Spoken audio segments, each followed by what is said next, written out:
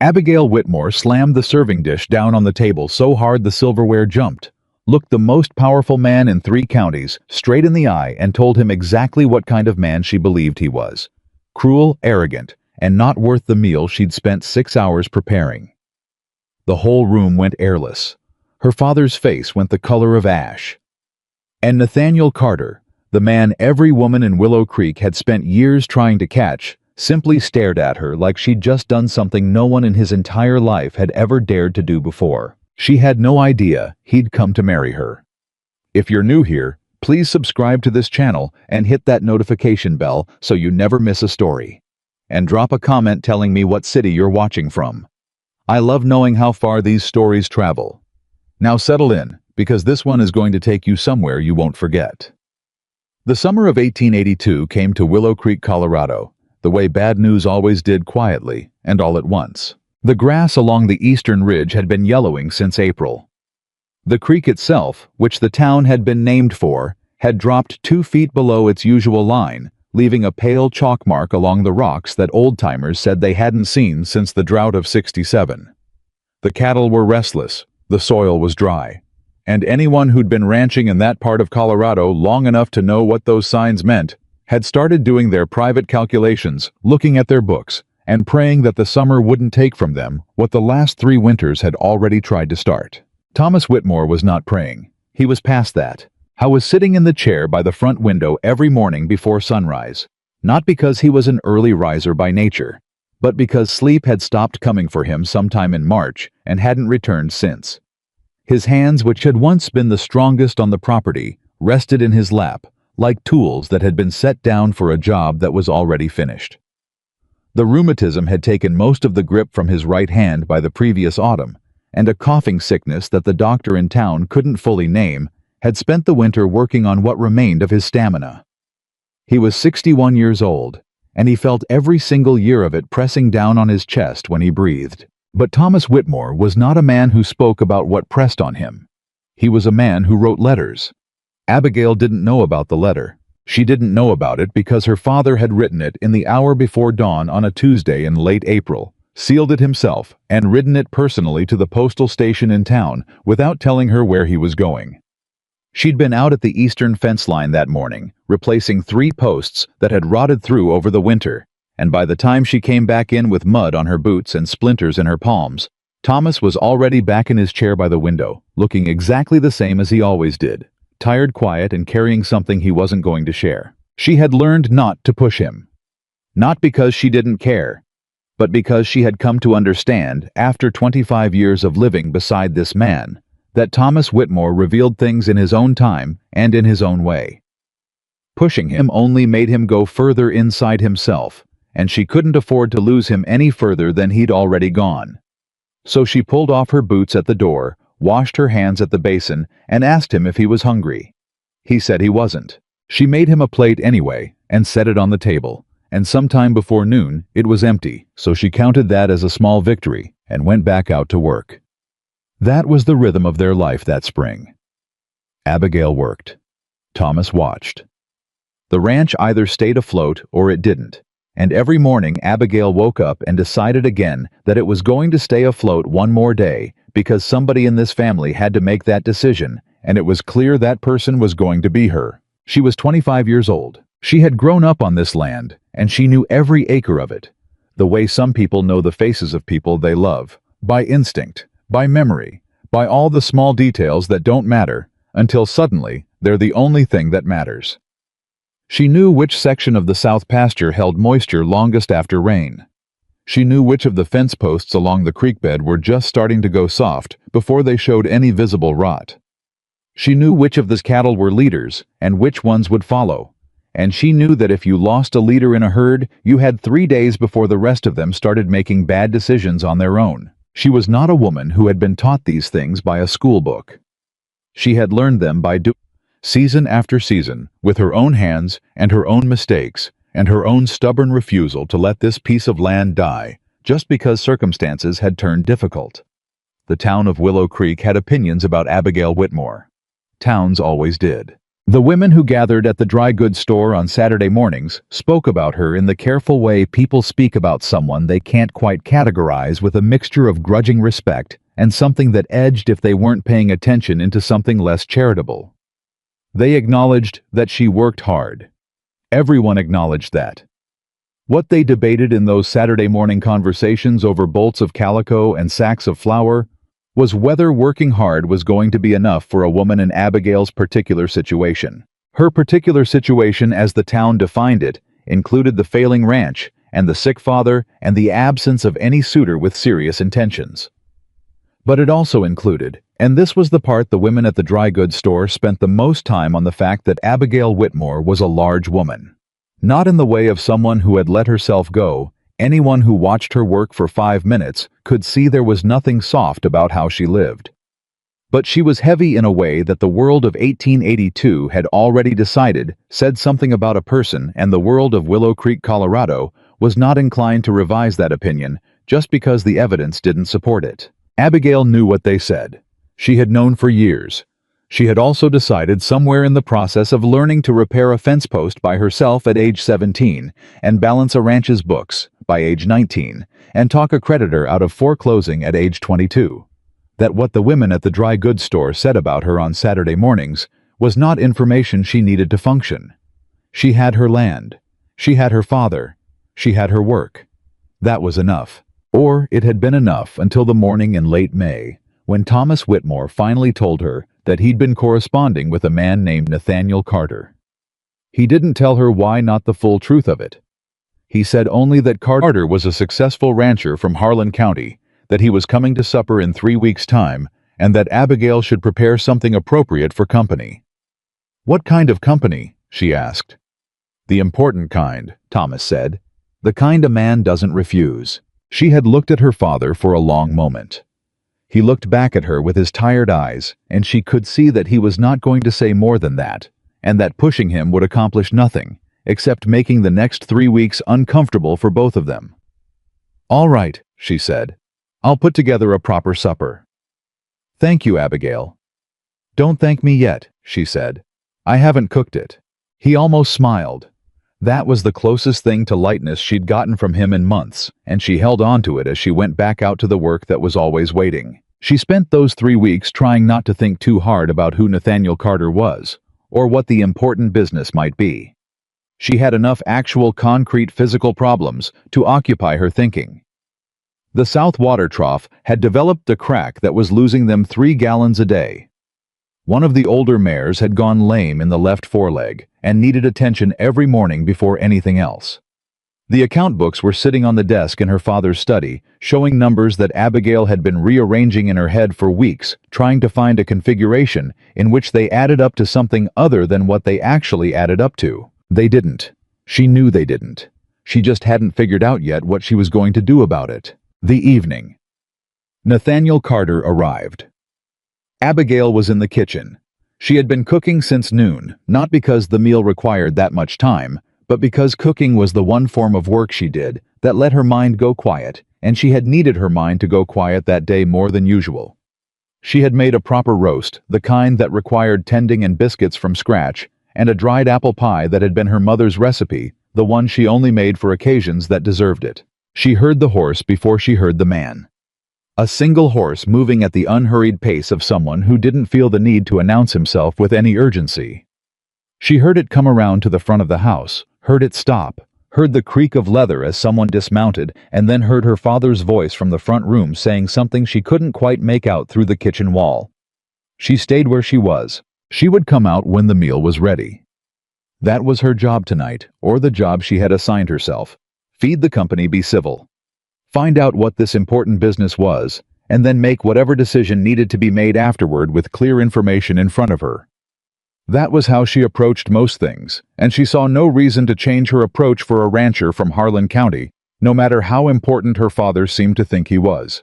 When she finally came out of the kitchen, carrying the roast on the large serving platter, she saw him. Nathaniel Carter was standing beside the fireplace with his back half turned to the room, looking at the framed map of the ranch property that had hung on that wall for as long as Abigail could remember.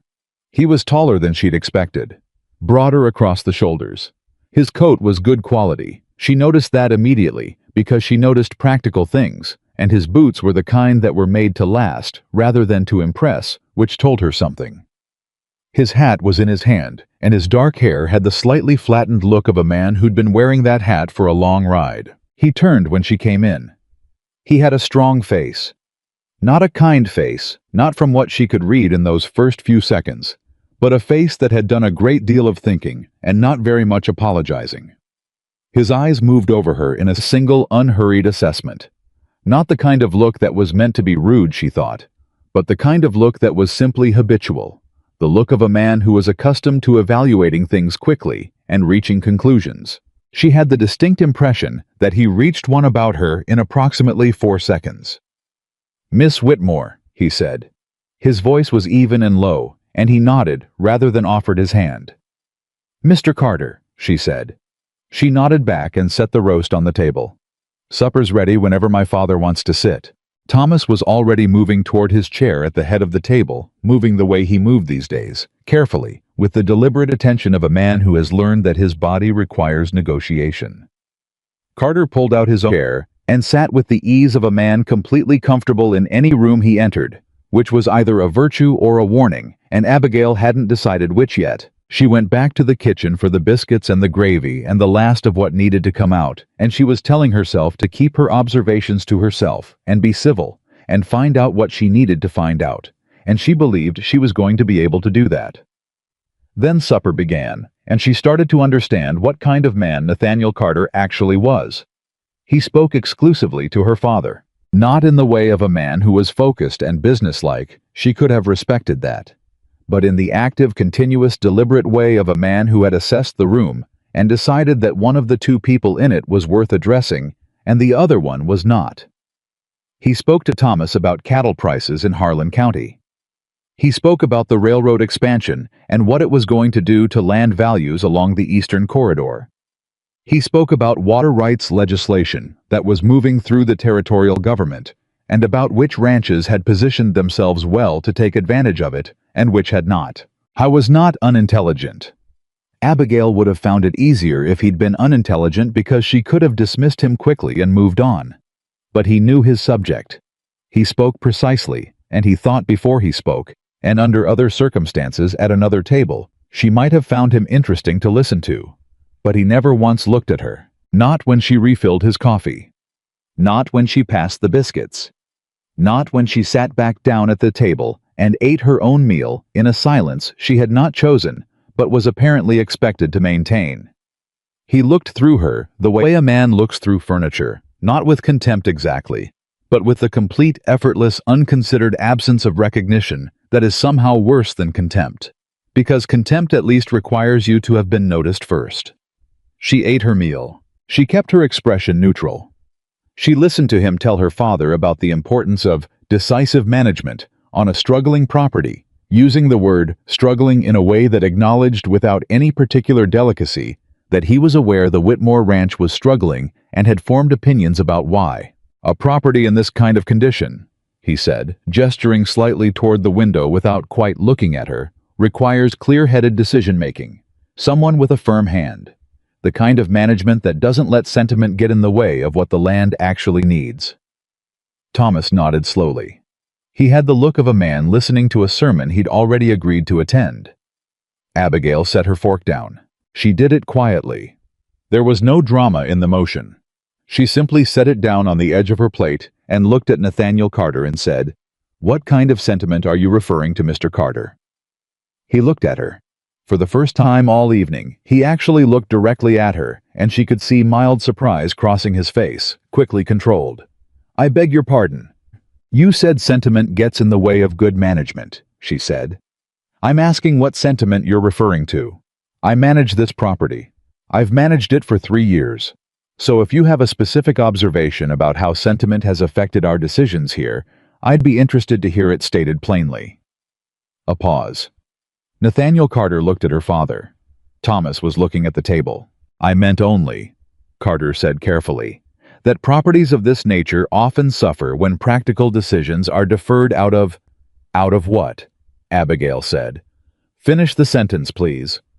Another pause. He had recalibrated, now she could see it. He was measuring her the way he'd measured the room when he first came in, deciding how to handle this new variable. Out of emotional attachment, he said, to methods that are no longer working. I see. She folded her hands on the table. And what methods here do you believe are no longer working? Abigail, her father said quietly. No, father, I'd like to know. She didn't raise her voice. She didn't need to. He's made 2 separate references to the management of this property being inadequate, and I'd like him to say specifically what he means, because I'm the one who's been doing it, and if there are improvements to be made, I'd like to know what they are. Nathaniel Carter set down his own fork. He looked at her with an expression she couldn't fully read, not anger, not quite. Something more like the look of a man encountering a door he'd expected to open easily and finding it doesn't. Miss Whitmore, he said, I meant no offense to the work you've done here. And yet you've managed to give it, she said pleasantly. The room got very quiet. Her father made a small sound that was not quite a cough and not quite a word. Carter looked at her steadily, and she looked back at him with the same steady patience she used when she was waiting for an animal to make up its mind about something. I'll tell you what I think, Mr. Carter, she said, because he wasn't going to fill the silence himself and someone had to. I think you came here tonight with a picture already drawn in your head of what this ranch is and who runs it and what the problems are. And I think that picture was drawn before you arrived, which means it was drawn without any of the information that would actually make it accurate. I don't know what business you have with my father, and I don't know what he told you in his letters, but I'll tell you this, if you want to have a useful conversation about this property, you're going to have to start by addressing the person who actually knows it. And that is me. Not because my father isn't capable, but because I am the one who has been here every day doing this work. She paused. Now, she said, would you like to have that conversation, or would you like to keep speaking about management decisions with the man who hasn't been able to ride a fence line in 8 months? The silence that followed was one of those silences that has weight to it. Thomas was staring at the table with an expression of complex agony. Carter was staring at Abigail with an expression she still couldn't read cleanly, but that had in it she thought something she hadn't expected. I wasn't angry. He looked, if she had to name it, almost arrested. Like a man who had stepped on what he expected to be solid ground and found instead that it held. You're right, he said. She blinked. I'm sorry. You're right, he said again. He said it without apology in his voice, but also without resistance. Just the flat, even acknowledgement of a man who had reassessed and reached a conclusion. I was having the wrong conversation with the wrong person. That was my error. She had not expected that. She had prepared herself for argument or for the chilly dismissal that men like him usually reached for when a woman pushed back at them. She had not prepared herself for this. Well, she said after a moment. All right then. All right, he agreed and picked up his fork again. She picked up hers. They finished the meal. It was her father who broke the silence that had settled over the table, and when he did, his voice was careful in the particular way of a man who knows he is about to introduce a subject that is going to change the temperature of the room. Abigail, Thomas said, there is something I need to tell you. Something I should have told you before this evening, and I'm sorry that I didn't. She set down her fork. She had learned to be very still when her father spoke in that voice. Nathaniel didn't come here purely for business, Thomas said. He was looking at his hands at the table at the space between them. Not at her. He came because I invited him. Because I wrote to him 6 weeks ago and asked him to come. You told me that, she said. You said he was coming for important business. Yes. Thomas took a breath. Abigail. The ranch, our situation. It's worse than I've let on. Much worse. He finally looked up at her, and she could see in his face the weight of everything he'd been carrying alone in that chair by the window since March, and for a moment she felt something squeeze hard in her chest. We owe money I cannot pay. The note on the lower pasture comes due in September. I don't have what's needed to cover it, and the bank has already they've already told me what September is going to look like if nothing changes. She had known it was bad. She had not known it was that bad. The book she'd been looking at, the numbers she'd been rearranging in her head. She'd been working with what he'd shown her, and he hadn't shown her everything. She kept her voice steady. "How much?" he told her. The number sat on the table between them like something that had been dropped from a height. "That's why Nathaniel is here," Thomas said. "He has offered he's willing to settle the debt, to cover what's owed, and give us the ability to keep the property." She looked at Carter. He was sitting quietly, both hands resting on the table, watching her face with the same careful, unreadable attention he'd had since she'd told him he was having the wrong conversation. "What are the terms?" she said. Because there were always terms. She knew that. Money from a man like Nathaniel Carter didn't come without terms. Thomas folded his hands. He unfolded them. He folded them again. And then he said, "He's asked for your hand, Abigail. He's asking to marry you." The room didn't go airless this time. It did something stranger. It seemed to sharpen every edge of it, going very precise and very clear, like the world right before a lightning strike. Abigail sat with that for a moment. Then she turned and looked at Nathaniel Carter, directly the way she had looked at him when she'd told him he was having the wrong conversation. And she said, "Is this true?" "It is," Carter said. His voice was even. Careful. He didn't look away from her eyes. "You came here tonight planning to offer to purchase me," she said, "along with the debt." Something moved across his face. "I came here to make a proposal that what?" she said. "That my father could accept on my behalf without asking me, that I would hear about after the supper I cooked and the meal I served and the evening I spent being spoken through as if I wasn't in the room." "Abigail," Thomas said. "No." She stood up from the table. She stood up from it the way she'd been wanting to stand up for the last hour. The movement finally matching the thing that had been building in her chest since she walked into this room and was looked through like furniture. "No. I'm going to say this once, and I'm going to say it to both of you, and then I'm going to go into the kitchen, and I'm going to wash these dishes because somebody has to." She looked at her father first. "You are the person I love most in this world," she said. "You are the reason I have worked myself to the bone on this property for 3 years. You are the reason I know every fence post on this land and every crack in every water trough and every dollar in and out of these books.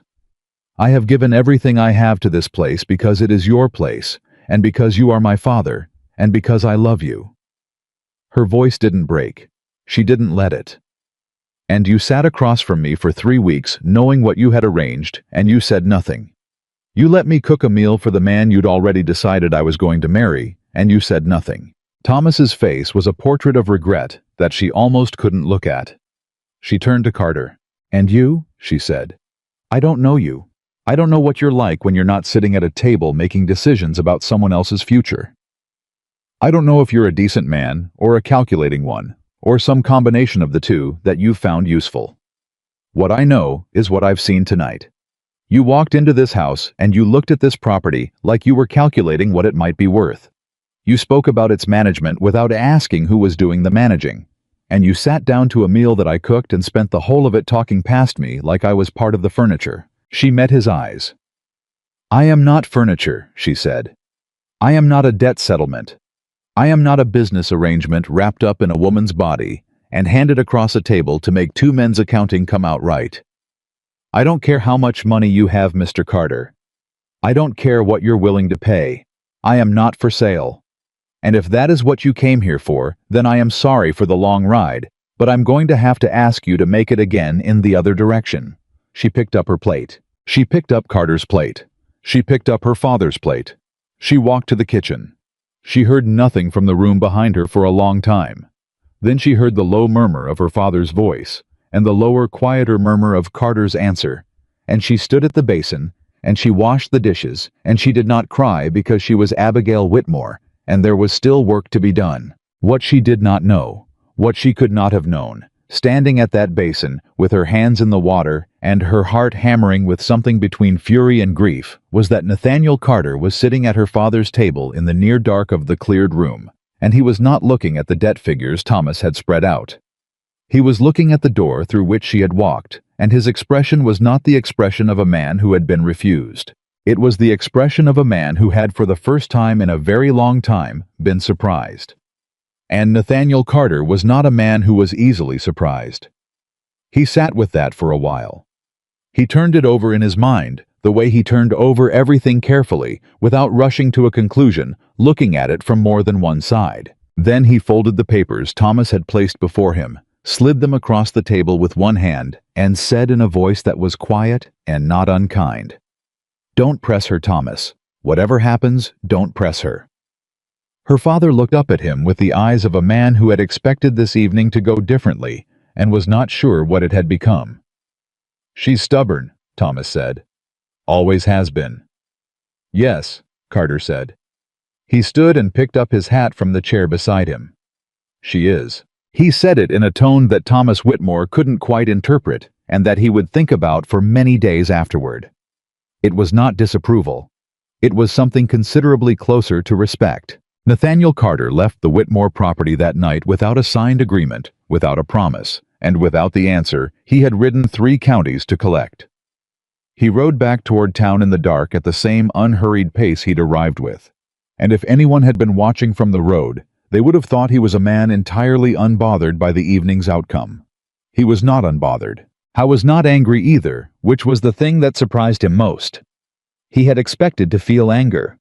He was a man who had learned over 35 years of living to expect certain things from certain types of situations, and a refusal delivered in that tone, sharp, direct, unafraid, would have provoked anger in him on any other night, in any other house.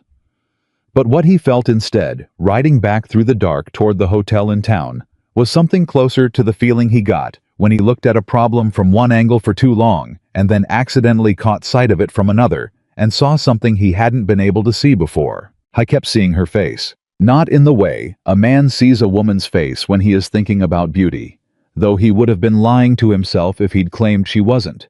She was in the particular way of a woman who has never spent much time worrying about whether she was. He kept seeing her face in the moment, right before she stood up from the table. The way her expression had moved from stillness to something fully quietly alive.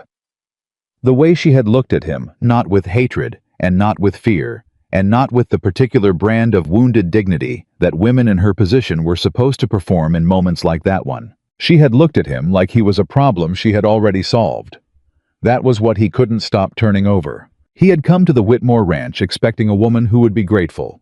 Not in a cruel way. He was not whatever Abigail Whitmore believed about him, after 2 hours of supper conversation, a cruel man. But he had built in his mind over the weeks, since Thomas Whitmore's letter arrived at his property in Harlan County, a reasonable picture of a reasonable situation. A struggling ranch, a sick father, a daughter who had been working herself down to nothing, trying to keep a sinking thing afloat. He would ride in, he would settle the debt. He would offer the stability that the situation clearly required, and everyone involved would understand that he was offering something valuable and respond accordingly. He had not built into that picture a woman who would stand up at her own supper table and take his plates. He checked into the hotel room he'd arranged before arriving and sat on the edge of the bed for a while in the dark without lighting the lamp. I was thinking.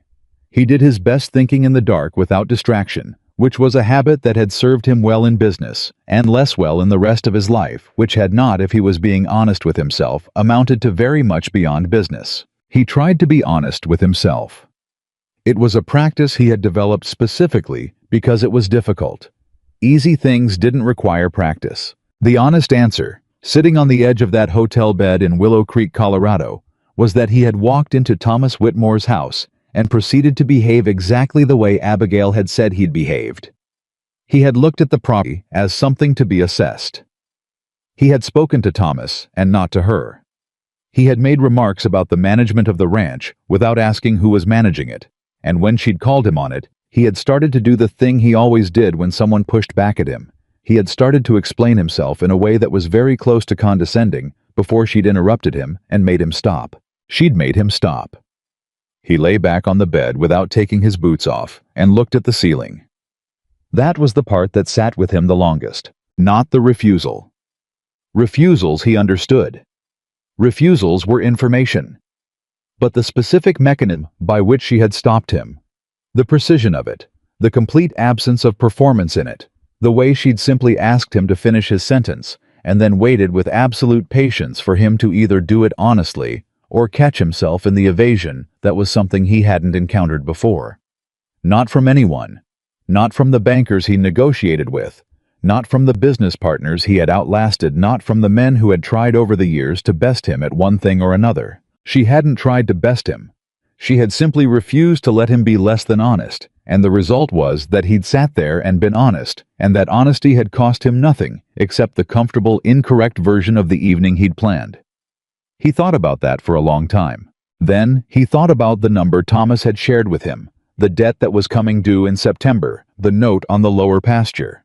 The figure that had made Abigail's face go very still and very controlled for just a moment, before she reassembled herself and asked the next question. He thought about the books she must have been keeping.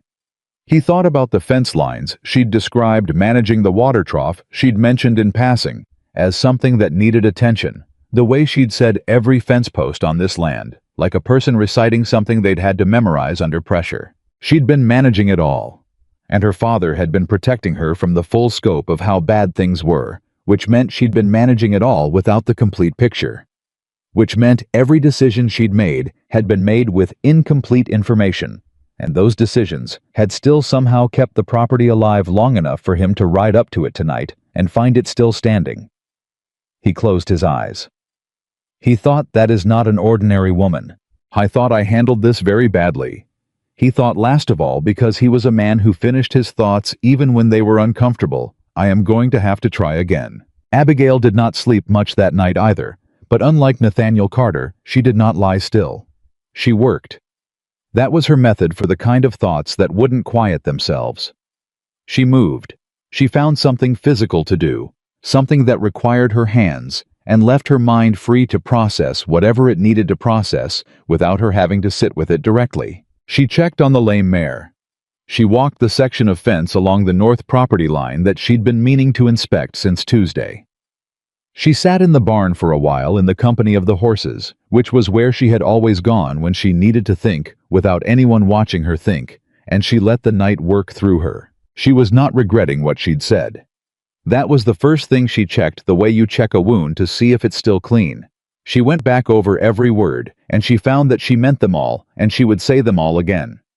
That was not the problem. The problem was September. The problem was the number her father had said out loud at that table, and the way saying it out loud had seemed to take something out of him, like he'd been carrying it so long that even setting it down for a moment, even just naming it in a room with another person, had exhausted him past what he had left. She sat in the barn, and she did the arithmetic that she'd been half doing in her head for weeks, but now she did it with the full number, the real number, the one he'd been keeping from her.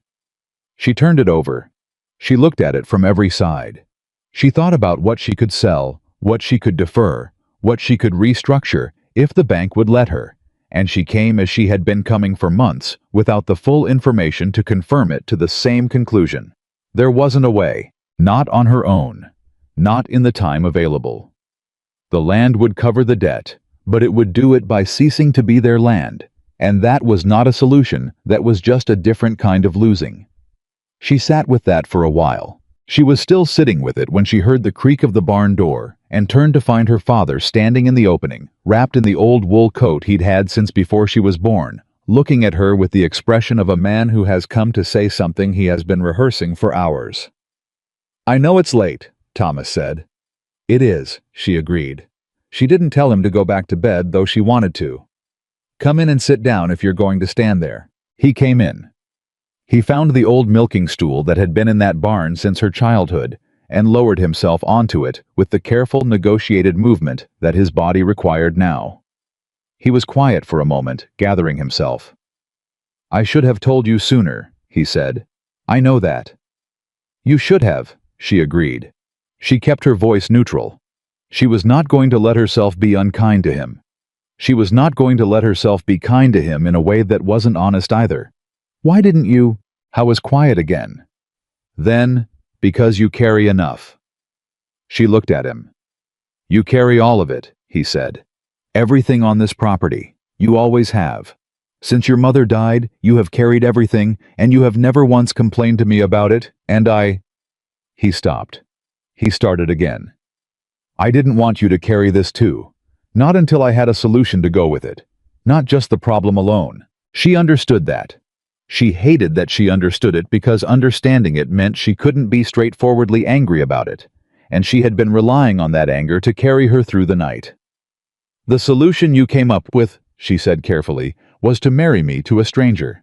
"The solution I came up with," Thomas said, "was to ask a man I believe to be decent, whatever you may have concluded about him tonight, to come and meet my daughter.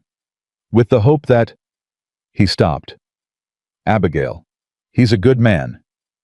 "He spent 2 hours at my table not seeing me," she said. "Yes, he did." Thomas didn't flinch from that. She respected him for it. "And I saw that too, and I should have found a way to stop it. And I didn't. And I'm sorry." He looked at his hands again, the way he'd looked at them all evening. "But I've known Nathaniel Carter for longer than tonight, and I know that what you saw of him is not the whole of him. I believe that." "That may be true," she said. "But I'm the one who has to take your word for it, and I'm the one whose future we're discussing, and I'm the one who wasn't consulted." She paused. "That's the part I can't get past, Father. Not the man. The method." Thomas nodded slowly. "I know. You decided my future without asking what I wanted it to be." "I know," he said again. He looked up at her, and his eyes were very old and very tired and full of something she recognized as love, even through everything else that was in them. "I thought I was protecting you." "I know you did," she said. And she felt the anger shift slightly, not disappear, but change shape, become something more complicated than anger, the way things always did when you loved the person you were angry at. "That doesn't make it right." "No," he said. "It doesn't." They sat in the barn together for a while without speaking. One of the horses shifted and blew quietly. The night outside was the deep still dark of a rural night without anything moving in it. "What happens in September?" she said finally. "If nothing changes." He told her. He told her all of it this time, the parts he'd been managing and the parts he'd been deferring, and the conversation with the bank that had happened in April, and the letter that had come from the creditor in May, and the full picture of where they stood. He told it to her the way he should have told it months ago, and she listened to every word and kept her face still and let it all come in. When he was done, she sat for a moment. "All right," she said. "All right. I needed to know," she said. "Now I know." She stood up from the hay bale she'd been sitting on and brushed her skirt down. "Go to bed, Father. You need the rest." "Abigail, I'm not going to marry a man I don't know to solve a money problem," she said. "I want you to understand that. That is not going to be the answer whatever else we figure out." She looked at him steadily. "But I'm also not going to let this ranch go. So we're going to find something else.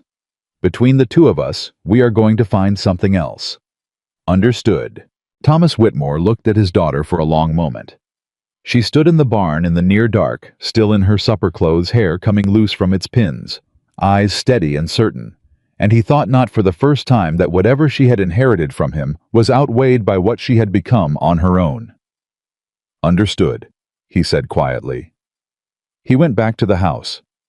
She stayed in the barn a while longer and thought about September. Nathaniel Carter was gone when she rode into town the next morning for supplies.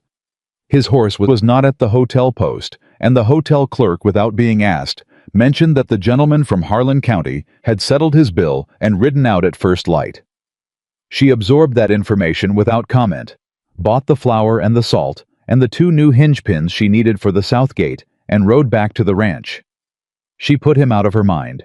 Or she tried to. What she did not put out of her mind was the problem, because the problem was still there, and it was still September, and it still had the same number attached to it, regardless of whether Nathaniel Carter was in Willow Creek or 3 counties away. She threw herself into the work the way she always threw herself into the work when she needed to stop thinking. Not to distract herself from the problem, but because she had found over years of experience that the answer to a problem she couldn't solve in her head often came to her while she was doing something else entirely with her hands. She repaired the water trough. She reorganized the feed storage. She spent 3 days with the lame mare working the injury slowly and carefully, and by the 4th day, the mare was putting weight on the leg again, which was a small victory, but a real one.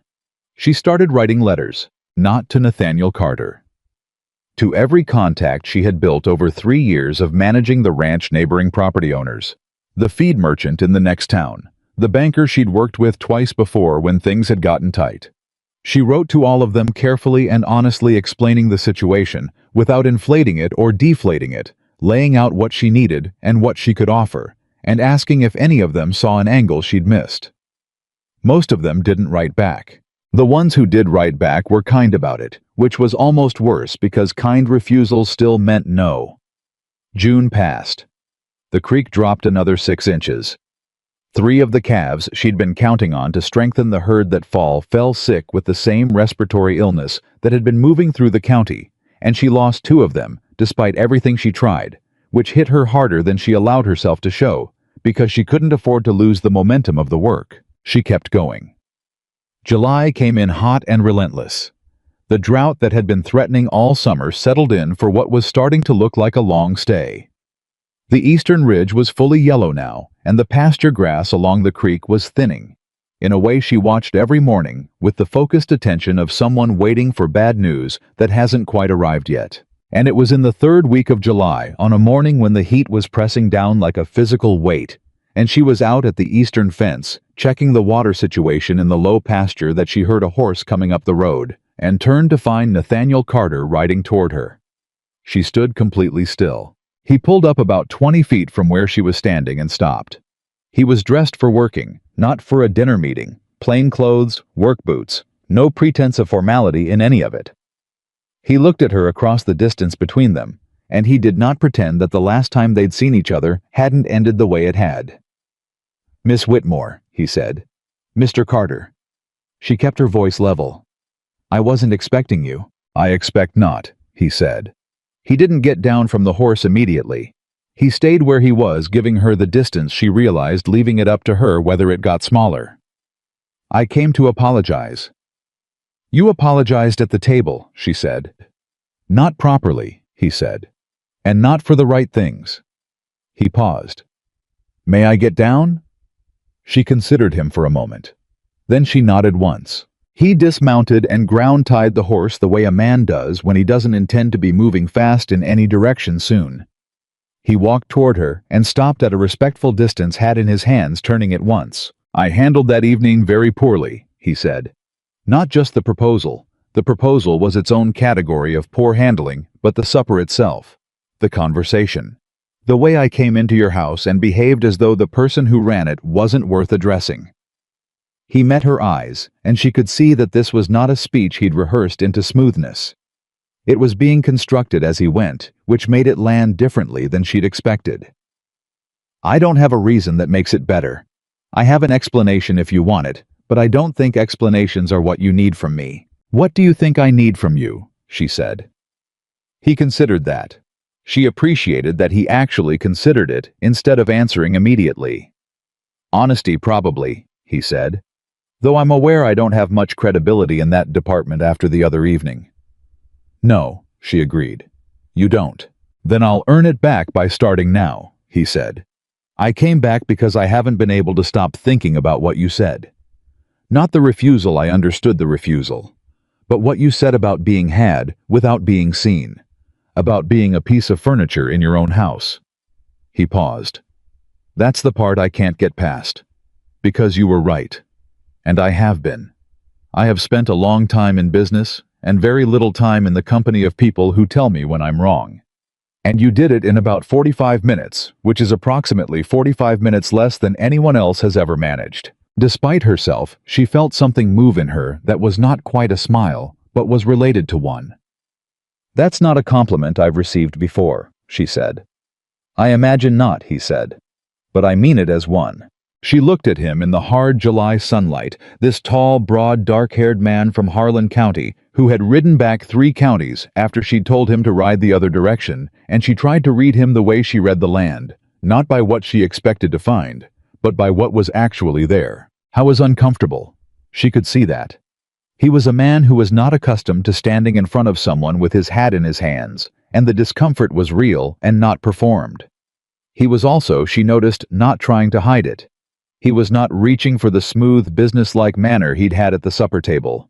He was standing there in the heat being uncomfortable and saying true things, which was more than she'd expected from him. "What are you actually proposing?" she said. This time, I was quiet for a moment. "Nothing," he said. "I'm not proposing anything. I rode back because I owe you an honest apology, and I gave you a poor one. That's the only reason." He turned his hat once more. "What happens after that is your decision. Whatever you decide, I'll respect it. I'll ride home, and I won't come back if that's what you want." She studied him. "Or," she said. "Or," he said, and there was something that shifted in his expression. "Careful, but there. Or, you let me do something useful while I'm here. I've been told there's a water situation on your eastern pasture that's getting worse. I know water management. It's where most of my money is actually made, the resource side, not the cattle side. If you thought it was worth 3 or 4 hours of your morning, I could take a look." She looked at him for a long time. "You want to help me with my water problem," she said. "I do." "Not as part of a deal," she said. "Not as a negotiating position." "No," he said. "Just as something I'm able to do that might be useful. Nothing more than that." She was quiet.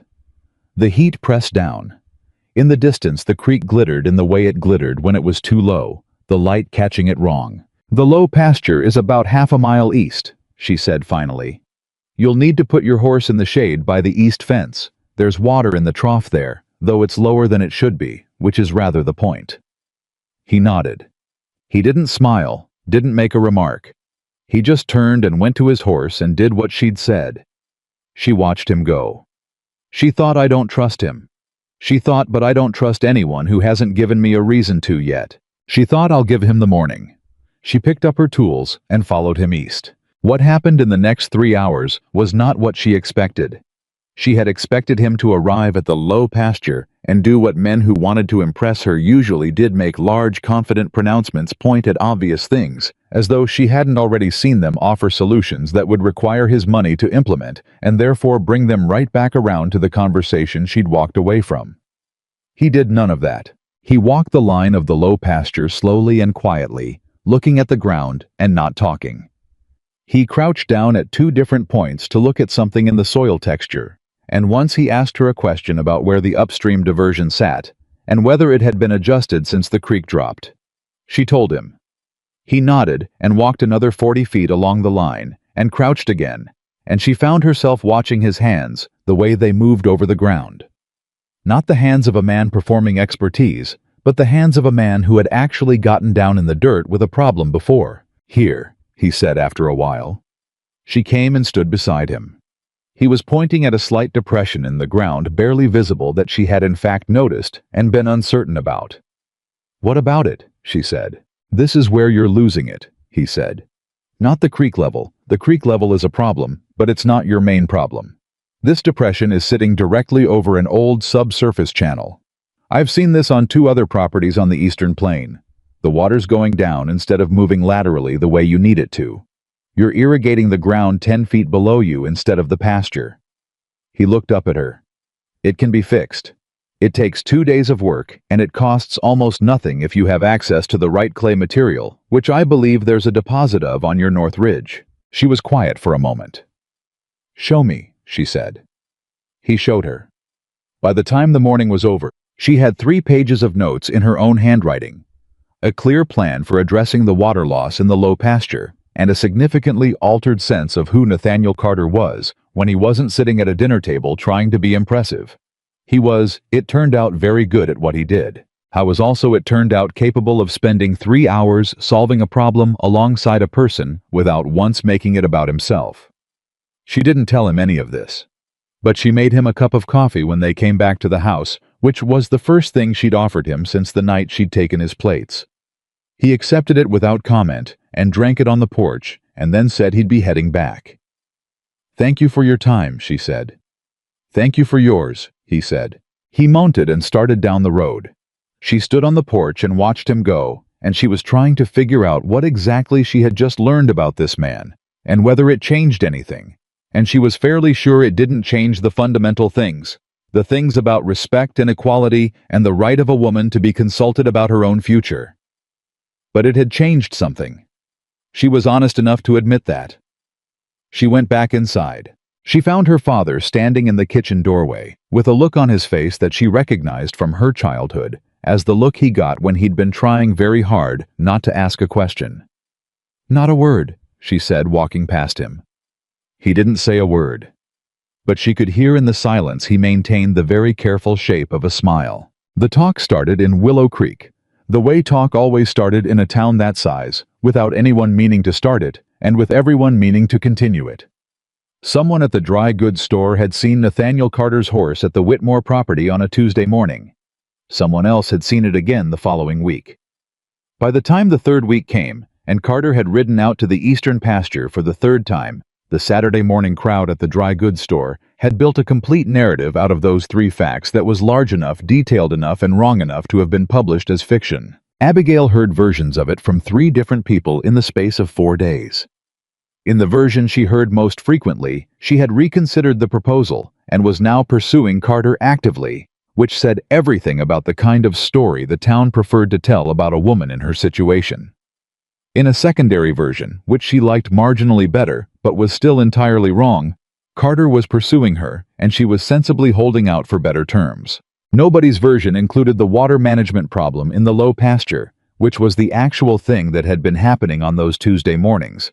But she supposed that was a less satisfying story. What was happening in the version that was true was more complicated and harder to categorize, and she was not entirely sure herself what to make of it. Carter had ridden out 3 times. Each time they had worked. They had looked at the property and identified problems and discussed solutions, and he had given her his full, undivided attention in a way that was so different from that first evening at the supper table that she sometimes found it hard to reconcile the 2 men into one. He had not raised the subject of the proposal again. She had not raised it either.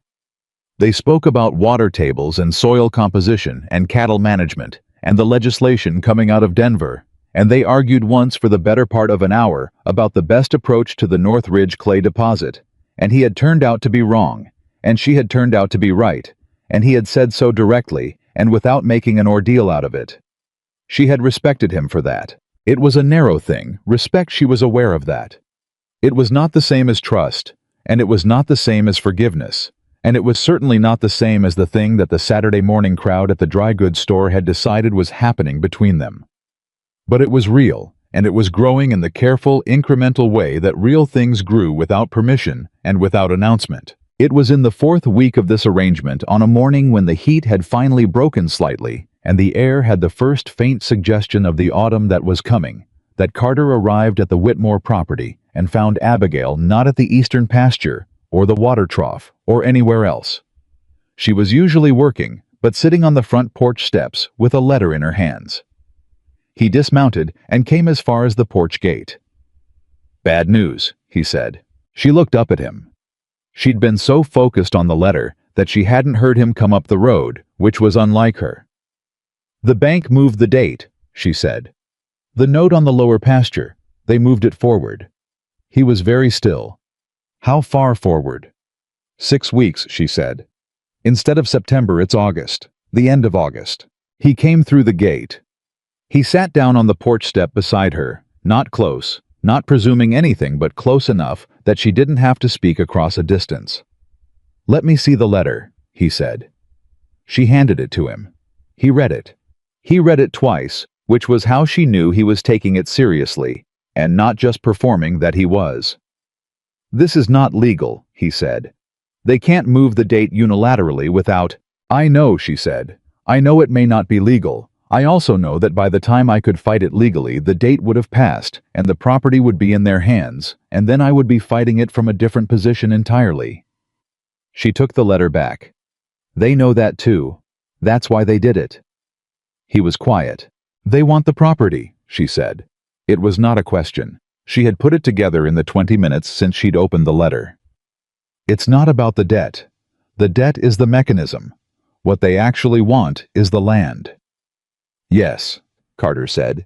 She looked at him. "I've been hearing things," he said carefully, "about a land consolidation that's been building in this county for the past 18 months. A group of investors out of Denver who have been using exactly this mechanism, moving in on debt-stressed properties, accelerating the terms, taking the land before the owners can respond. "You knew about this," she said. The words came out measured, not accusatory yet, but close. "I knew about it in the abstract," he said. "I didn't know the Whitmore property was in their sights until this moment." He met her eyes directly. "Abigail, I am telling you the truth." She looked at him for a long time. She heard his voice when he said her name, not Miss Whitmore, which he'd been careful about since the supper table, but her name direct and unadorned. It was the first time he'd said it. She filed that away somewhere along with the water management knowledge and the hour he'd spent being wrong about the North Ridge and the way he'd read the letter twice. "What do I do?" she said. It was the first time she had ever asked him that. He knew it. She could see him register it carefully, without making anything large of it. "You fight it," he said. "And you don't fight it alone." She looked at the letter in her hand. She looked at the land stretching out beyond the fence, dry and yellow, and hers the only piece of the world she had ever truly known. "Tell me how," she said. He said it quietly, without theater, and with the particular steadiness of a man who has already done the thinking and arrived at the place where thinking becomes action. "You fight it on paper first. You need to get to a lawyer, a real one, not the one the bank uses, before the end of this week.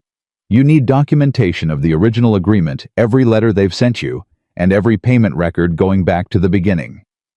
You bring all of that to someone who knows territorial contract law, and you make them tell you exactly what that bank is and isn't allowed to do. The nearest lawyer who isn't in the bank's pocket is in Durango," Abigail said. "That's 2 days' ride." "Then you leave tomorrow morning," Carter said. She looked at him.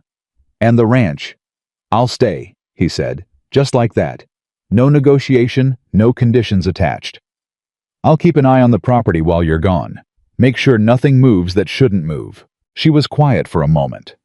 She understood what he was offering, and she understood what it cost him in terms of his own schedule, his own property, 3 counties away, that he'd already been neglecting in favor of Tuesday mornings on her eastern pasture. She also understood that this was not a gesture designed to impress her. It was a practical offer from a man who had assessed the situation and identified what was needed. That was the version of Nathaniel Carter she had been learning over the past 4 weeks. And that version was considerably harder to dismiss than the one who had sat at her supper table, looking through her like furniture. "I'm not accepting your money," she said.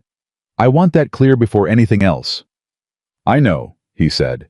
"I'm not offering it. If we find a legal solution, then we fight it with the legal solution," he said. "The money is a last resort. It has always been a last resort. I should have made that clearer from the beginning, instead of leading with it like a man who thinks the only tool he has is what's in his wallet." She absorbed that.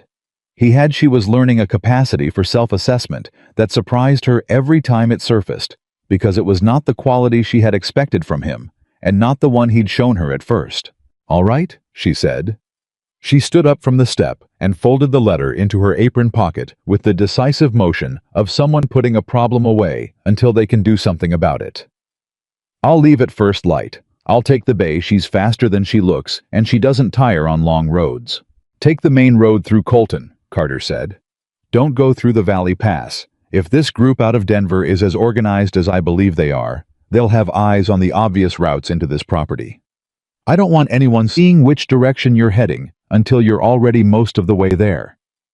She stopped and looked at him. "You think they're watching the property?" "I think they're watching any property where the debt is in the stage theirs is in," he said. "It's how they operate. They apply pressure at the right moments to make sure the owner doesn't have time to find alternatives." His jaw was set in a way she hadn't seen before, something harder underneath the evenness. "This isn't the first time they've done this. It won't be the last unless someone stops them." "You know more about these people than you told me," she said. He held her gaze. "Yes," he said. "I do. And I will tell you all of it when you get back from Durango, because there's information you need that I should have given you sooner. But right now, the most important thing is getting you to that lawyer before these men have time to make any more moves." She wanted to press him. She wanted to sit him down and get every piece of information he was carrying right now today in the next hour. But she was also smart enough to recognize when someone was right about sequencing, and he was right. The lawyer was the urgent thing. Everything else could follow. "We'll have that conversation when I get back," she said. "When you get back," he agreed. She went inside to tell her father what was happening. Thomas took the news the way he had been taking bad news since March, without visible collapse, but with a settling in his face, like weight being added to something already near its limit. He listened to all of it, the letter and the moved date and the plan for Durango, and then he looked at Abigail and said, "Carter offered to stay." "He did," she said. "And you said yes." "I said yes to the practical offer," she said carefully. "Not to anything else." Thomas was quiet for a moment. Then he said, "I know the difference, Abigail. I'm not reading into it." She looked at her father. He looked back at her with those tired, careful eyes, and she thought not for the first time that he saw considerably more than he chose to say, and that this was one of the ways in which they were alike, though she had never told him so. "Get some rest," she said. "I'll be back in 4 days." She left before sunrise. She took the bay mare and the main road through Colton, and she rode hard, and she did not look back at the property as she went, because she had learned a long time ago that looking back while you were in motion was how you missed what was in front of you. The lawyer's name in Durango was Edmund Hale, and he was a small, precise man with wire-rimmed glasses and the organized desk of someone who understood that chaos was expensive. He listened to Abigail for 45 minutes without interrupting her. She laid out the original note, the correspondence, the payment record, and the letter about the moved date, and she put them in front of him in the order they had happened because she had sorted them on the ride down, and she wanted him to see the full sequence. When she finished, he picked up the letter with the moved date and read it twice. Then he said, "They can't do this." "I know they can't," Abigail said. "I need to know how to stop them from doing it anyway." He looked at her over the wire-rimmed glasses. "You're correct that they lack the legal standing to unilaterally accelerate the note. The original agreement is a fixed-term instrument. They'd need your father's written consent to change the timeline, and absent that any enforcement action they take is contestable." He paused. "The problem is contestable from what position?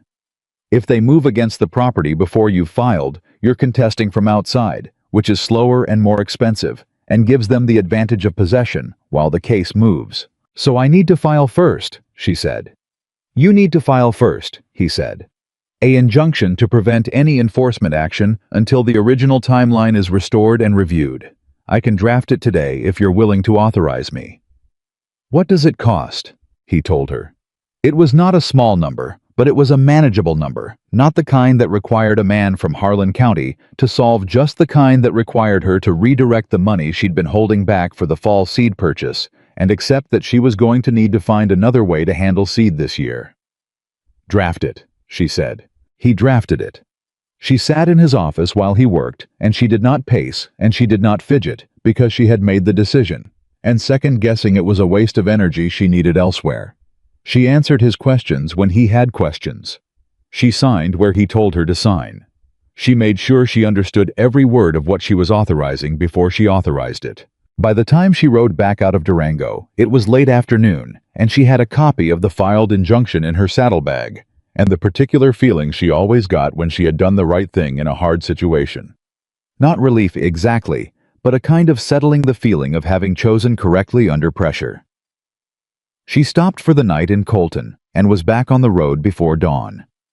She was back at the Whitmore property by early afternoon of the 4th day. Carter was at the eastern fence when she rode in.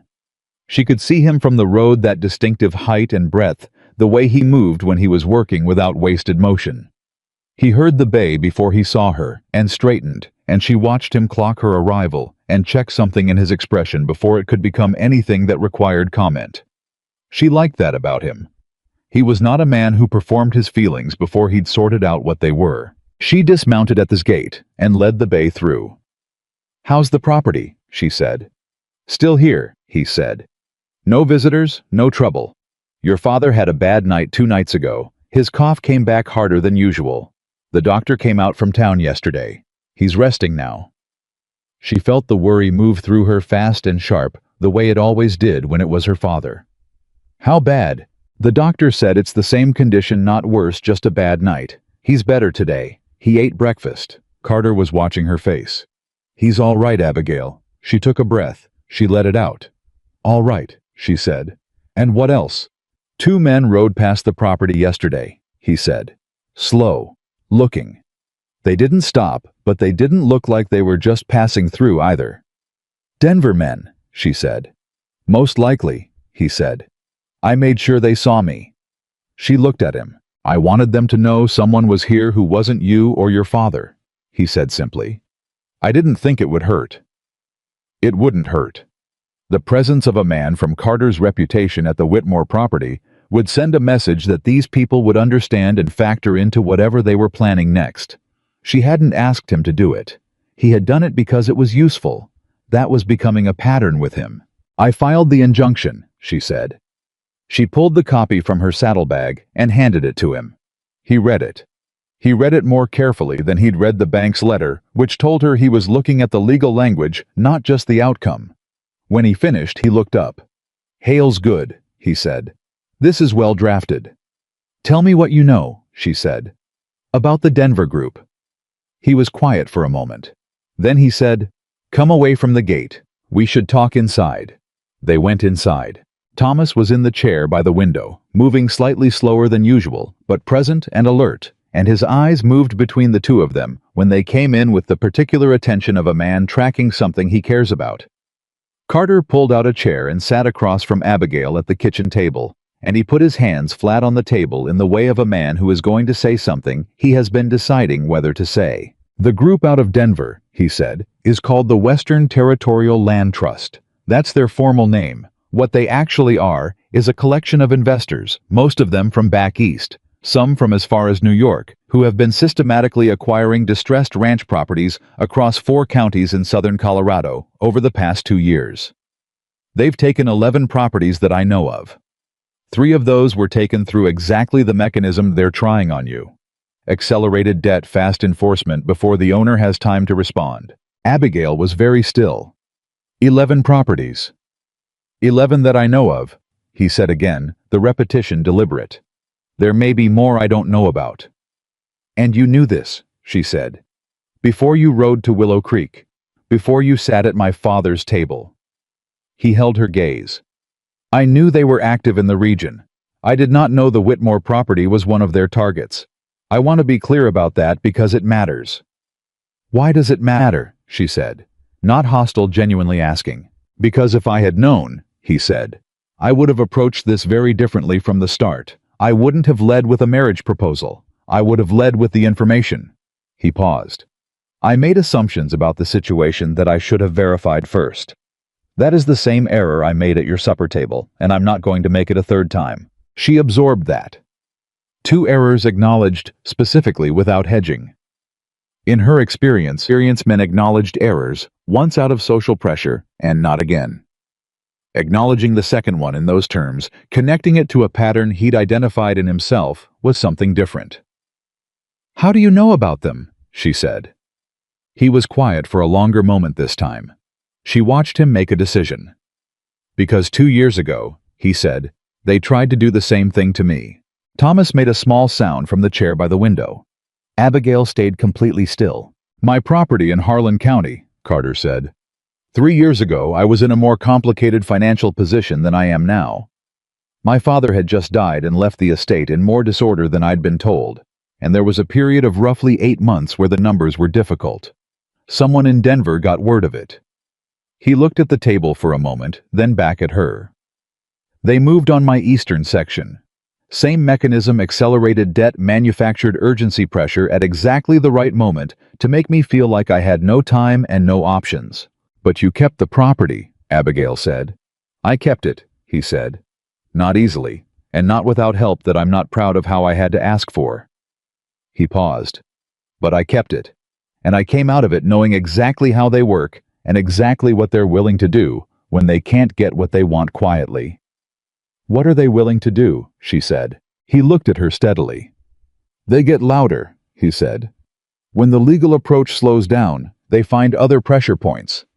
They talk to neighbors. They talk to merchants. They make the owner feel isolated, and they make it seem like the town has already written them off so that when the enforcement comes, no one is surprised enough to push back. Abigail felt something move through her that was cold, and then immediately resolved into clarity. She knew exactly what he was describing because she already knew how Willow Creek worked, and she could see exactly how that particular mechanism would play out in a town where the Saturday morning crowd had already spent years building a narrative about Abigail Whitmore that made her easy to dismiss.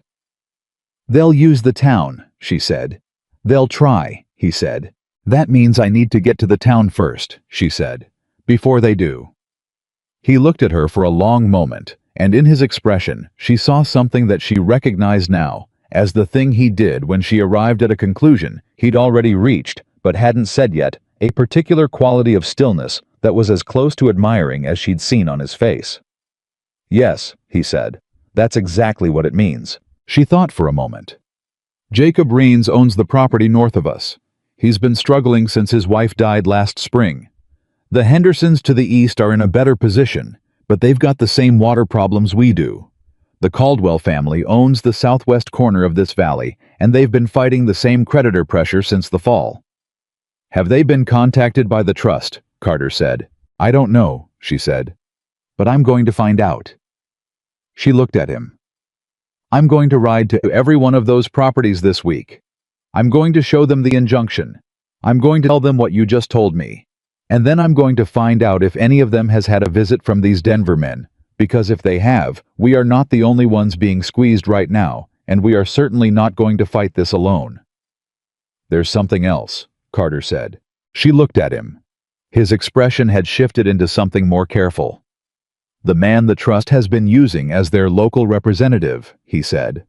"The person who's been managing their land acquisition in this area and maintaining their relationships with the local banks." He paused. "His name is Harold Veach. He's the deputy land commissioner for this county." The silence that followed was absolute. Thomas said very quietly from the chair by the window, "Lord." Abigail said nothing for a moment. She was processing what that meant, not just the information itself, but the structure of the problem it created. A deputy land commissioner had access to every property record, every debt record, every filed document in the county. He could slow things down, misplace filings, delay responses, manufacture procedural problems that looked accidental and weren't. "That's why they moved so fast," she said. "The injunction Veach will know about it by the end of this week." "By the end of tomorrow, more likely," Carter said. "Which means the window between the injunction and their response is shorter than Hale may have calculated for."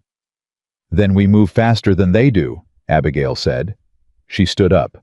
Carter stood up too, and Thomas shifted in his chair, and all three of them were looking at each other with the particular electric quality of people who have just understood the full size of the problem they're in and have simultaneously decided to face it anyway. "I'm going to Jacob Reens this afternoon," Abigail said, "before dark." "I'll go east to the Henderson property," Carter said. "I know Daniel Henderson's brother from a land conference in Denver 2 years ago. He'll listen to me." "Father," Abigail said, turning to Thomas, "I need you to write something down for me. Every interaction you've had with the bank since March. Every letter, every conversation you remember with dates, if you have them. Everything. Can you do that?" Thomas straightened in his chair. It was the first time in weeks she had seen him straighten. "Yes," he said. "I can do that." "Good." She was already moving. She pulled on her coat, checked her hat, and went to the door. Then she stopped and turned back to Carter. "When you talk to Henderson, don't just tell him about our property. Ask him about his. Ask him when the pressure started and what form it took. If the pattern matches, he'll understand what he's looking at." Carter looked at her. "That's good." "I know," she said without ego in it. She pulled the door open. "Meet me back here before sundown. We'll see what we've learned."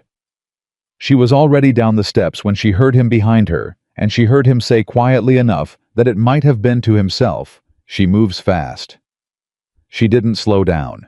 Jacob Reens was a thick, sun-worn man of about 50 who had the look of someone who had been dealing with too much in too little time for too long. He opened his door to Abigail with the slightly guarded expression of a man who wasn't sure which kind of news was about to come in with this neighbor. He hadn't spoken to properly in months. She told him what she knew. She didn't soften it, and she didn't dramatize it.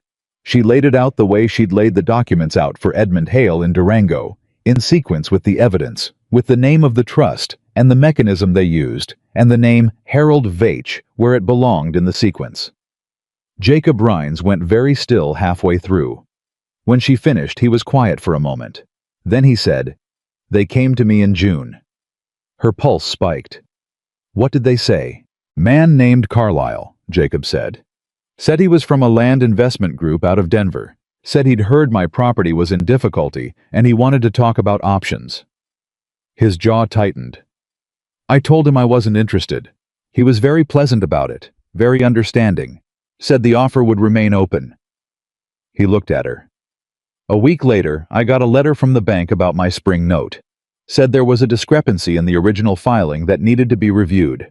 "A discrepancy," Abigail said. "There wasn't one," Jacob said.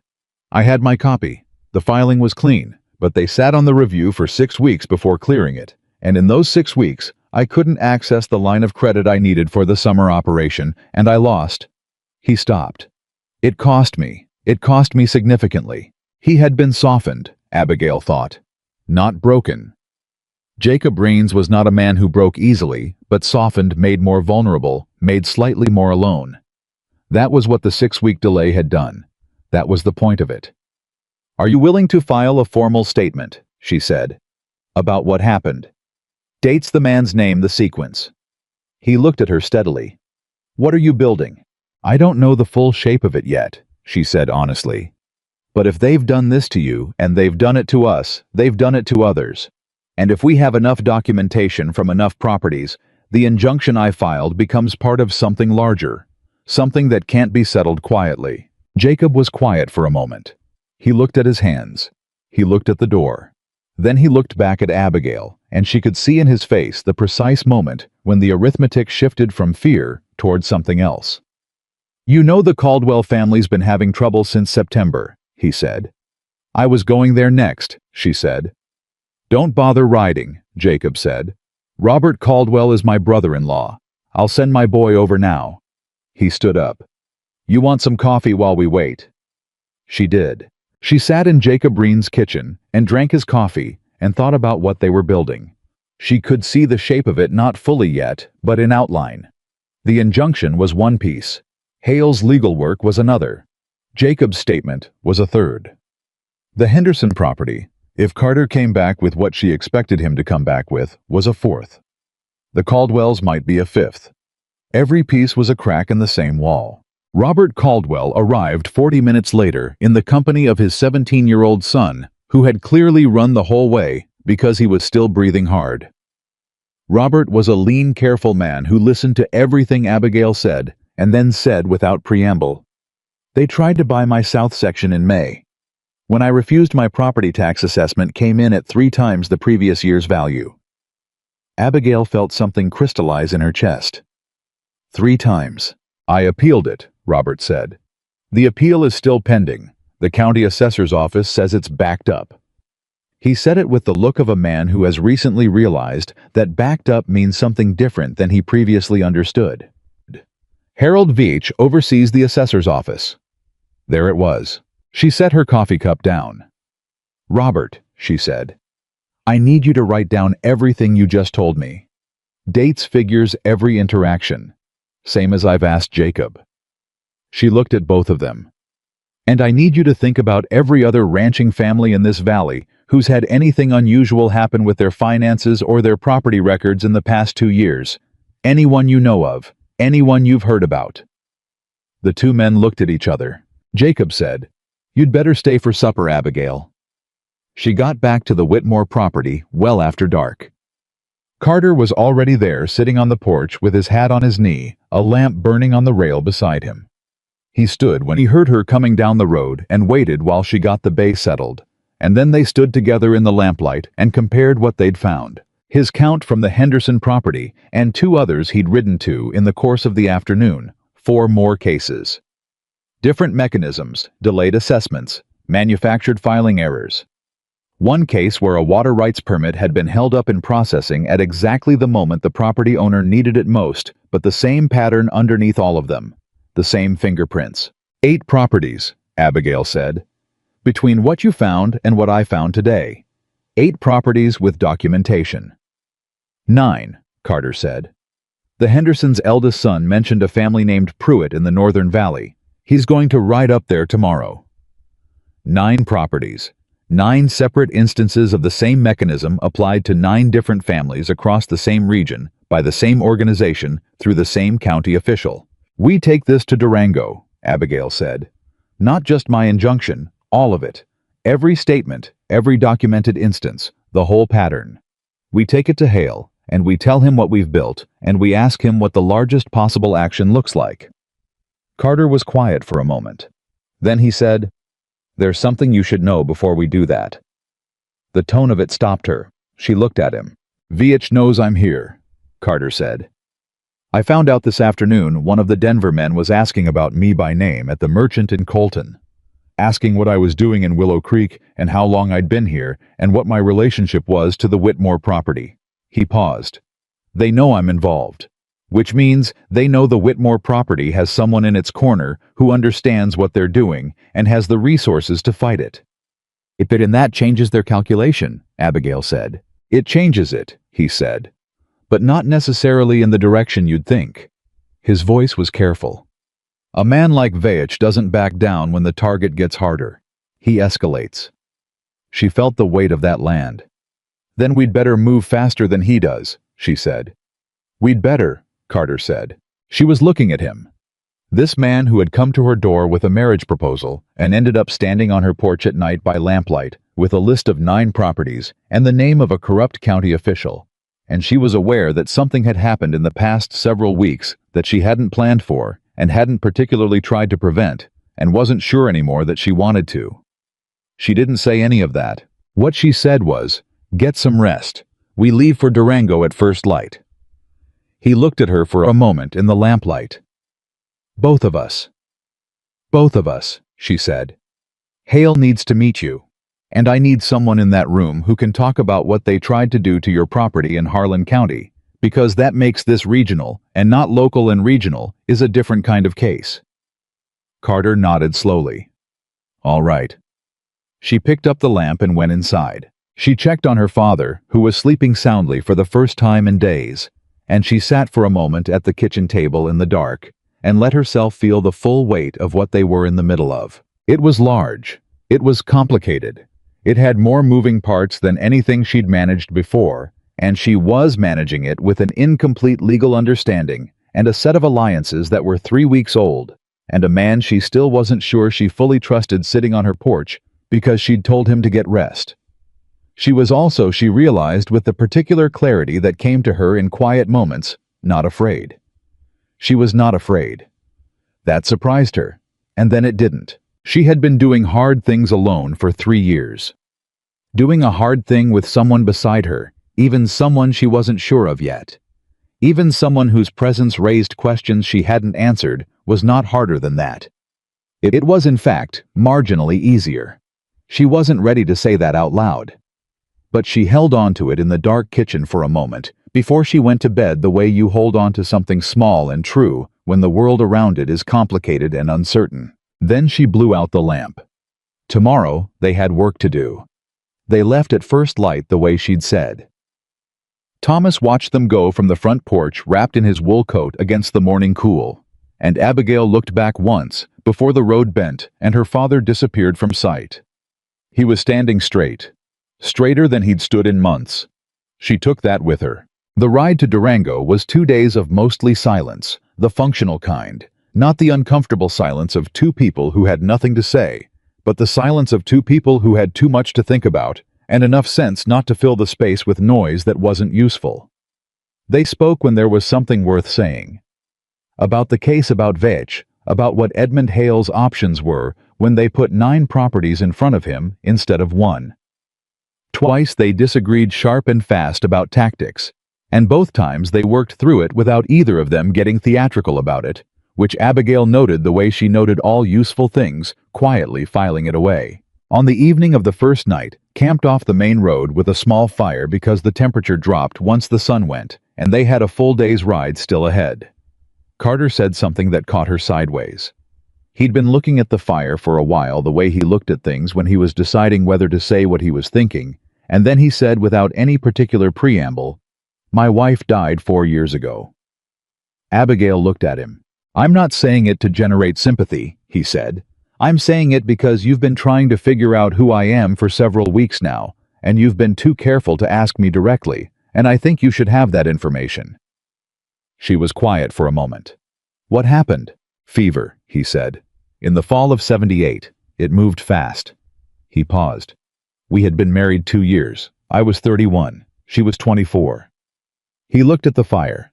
"I spent the following year doing nothing but working. Building the property, building the accounts, because working was the only thing that stopped the rest of the noise. And somewhere in that year, I became the man you met at your supper table." He said it flatly, without self-pity. Someone who had learned to deal with everything as a transaction, because transactions had clean outcomes and grief did not. She looked at him across the small fire for a long time. "I'm sorry about your wife," she said. "Thank you," he said. He said it simply, without deflection.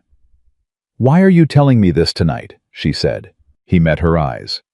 "Because tomorrow, I'm going to walk into Edmund Hale's office and tell him that I'm prepared to stake my personal reputation and my financial standing on behalf of a woman I've known for 6 weeks, and he's going to want to understand why, and I need to have already said the truth out loud, at least once before I say it in a room where it has legal implications."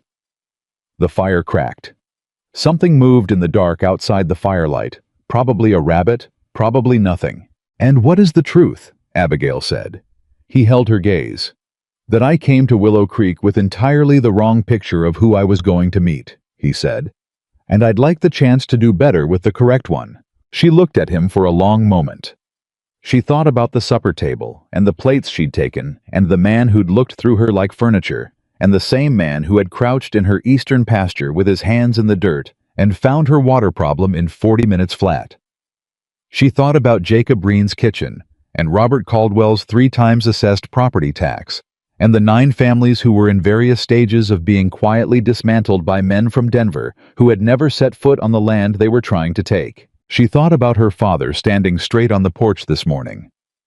"Get some sleep, Carter," she said. "We need to be sharp tomorrow." He held her gaze one more beat. Then he said, "Yes, ma'am." And there was something in the way he said it, the Western courtesy of it, the slight, deliberate formality, that wasn't deference. It was something closer to respect that had earned its own ease. She looked at the fire for a long time after he settled. She thought, "I am not going to make a decision about that man tonight." She thought, "But I am going to stop pretending I haven't already started making it." Edmund Hale did not say anything for a long time after they finished. He had listened to all of it. Abigail's account first, then Carter's account of his own property in Harlan County. Then the assembled statements from Jacob Raines, Robert Caldwell, the Henderson family, and the 6 others they'd collected in the valley. He'd read through every document with the same careful twice-over attention. He'd given the original injunction, and now he sat behind his organized desk with his wire-rimmed glasses pushed up on his forehead and his fingers laced together, and looked at the pile of evidence in front of him like a man looking at something he'd expected to be a river and found was considerably more than that. "How many of these properties are currently under active enforcement threat?" he said. 3, including mine," Abigail said. "The others have had the preliminary pressure but no formal action yet." "And Veitch's role is documented in how many of these instances?" "Directly in 5, Carter said. "Indirectly through the pattern of his office's involvement in all 9. Hale looked at the documents again. Then he looked at Abigail. Then he looked at Carter. Then he said, "What you've brought me is not an injunction case. What you've brought me is a fraud case." The word landed in the room with the particular weight of words that change the shape of things. "A fraud case against the trust," Abigail said. "Against the trust, and against Harold Veitch, in his official capacity," Hale said. "What you've described is a coordinated scheme using a public official to manipulate county land and debt records for the purpose of facilitating predatory acquisition. That is not a civil matter. That is a criminal matter." Carter leaned forward slightly. "What does that do to the timeline?" "It makes the timeline both more urgent and more powerful," Hale said. A criminal referral to the territorial attorney goes above Vache's head entirely. He can't touch it, he can't delay it, and he cannot use his office to slow it down once it's been filed at that level. Hale paused. But it also means that the moment I file it, these men will know exactly what they're facing. And men who are facing criminal exposure do not behave predictably. They escalate, Abigail said. Hale looked at her. They escalate. We know that, Carter said. We planned for it. Hale looked between the two of them with the expression of a man reassessing something. You planned for it, he said. Not quite a question. File it, Abigail said. File everything. The injunction stands, the criminal referral goes to the territorial attorney, and I'd like it done before we leave Durango today, if you can manage it. Hale took his glasses off his forehead and put them back on his face, which she had come to understand was what he did when he shifted from thinking to working. Come back in 3 hours, he said. They came back in 3 hours. The ride back from Durango felt different than the ride down. Not lighter exactly, the situation hadn't gotten easier. It had gotten considerably more complicated, and the escalation that Hale had warned about was not a theoretical concern. But there was a quality to the air between them that had shifted, and Abigail was honest enough with herself to stop pretending she didn't know what had caused it. Last night by the fire had caused it. Not dramatically, not with any large declaration. Just the simple, irreversible fact of someone telling you the truth about themselves before they were required to, because they thought you should have it. She had been given very few things in her life for no reason with no strings, just because someone thought she should have them. She did not take that lightly. They were half a day from Willow Creek when Carter said, "Can I ask you something?" "You can ask," she said. "What would you have done," he said, "if I hadn't come back, after the supper, if I'd taken your answer and ridden home and stayed there?" She thought about it honestly. "I'd have fought the Denver men with what I had," she said, "which would have been less than what we're fighting them with now. I'd have gotten to Hale eventually on my own, and I'd have found the pattern eventually, though it might have taken longer." She paused. "September might have been very close. But you would have tried," he said. "I would have tried," she said, "until there was no more trying to be done." I was quiet for a moment, riding beside her at an even pace. "I know," he said. "I think that's what I couldn't stop thinking about after I left the first time. Not that you'd refused me, but that you would have kept going alone until the very last thing gave out." He looked ahead at the road. There is something, it does something to a person seeing that. Seeing someone carry that kind of weight and not put it down. She glanced at him. "I've been around a great many competent people," he said. "In business and ranching, in the various dealings I've had over the years. Competent people are not uncommon." He paused. "What you are is something different." She looked at him for a moment. "Don't make it into something bigger than it is," she said. "I'm a woman trying to keep her father's land." "Yes," he said, "you are, and you are doing it in a way that most men I know couldn't manage." He said it without decoration. "That's not flattery. I don't do flattery. It's just what I see." She faced forward again and was quiet for a while. "Your wife," she said eventually. "What was she like?" He was quiet for a long moment. She'd half expected him to deflect from it. He didn't. "Gentle," he said. "Much gentler than me. She had a way of making people feel seen without trying. It was just natural to her. She would have liked you, I think." He paused. "Actually, no. She would have found you terrifying and then liked you very much. That's more accurate." Abigail felt something move in her chest. The unexpectedness of it, the image, the specificity of it, the slight dry humor tucked inside a tender thing, caught her completely off guard. She didn't say anything for a moment. Then she said, "I think I might have liked her too." He nodded once. They rode the rest of that stretch without words, and the silence was a different kind than before. They were back in Willow Creek by mid-afternoon. What they found when they arrived was not what they'd left. Thomas was on the porch, and beside him was a man Abigail had never seen, tall, cold-eyed in a suit that had no business being in a working ranch town, sitting in the second porch chair with the particular settled look of someone who had been waiting for a while and was not bothered by the waiting. A second man was standing at the fence gate. Abigail pulled the bay up. Carter pulled up beside her. "Abigail," Thomas said, and his voice had the quality of a coiled thing. "I see them," she said, quiet. She dismounted. She walked to the porch without hurrying, and the man in the suit stood up and straightened his jacket and said, "Miss Whitmore, I'm Franklin Oates. I represent the Western Territorial Land Trust." "I know who you represent, Mr. Oates," she said. "I'd like to know why you're sitting on my porch." "I came to discuss your current situation regarding the note on the lower pasture," Oates said. He had the measured voice of a man who was used to the sound of his own authority. "We've become aware that there may have been some confusion about the revised timeline, and we'd like to clarify our position before any unfortunate misunderstandings escalate further." "There's no confusion," Abigail said. "And there's no misunderstanding. I filed an injunction 6 days ago preventing any enforcement action against this property. I assume that's why you're here." Oates smiled.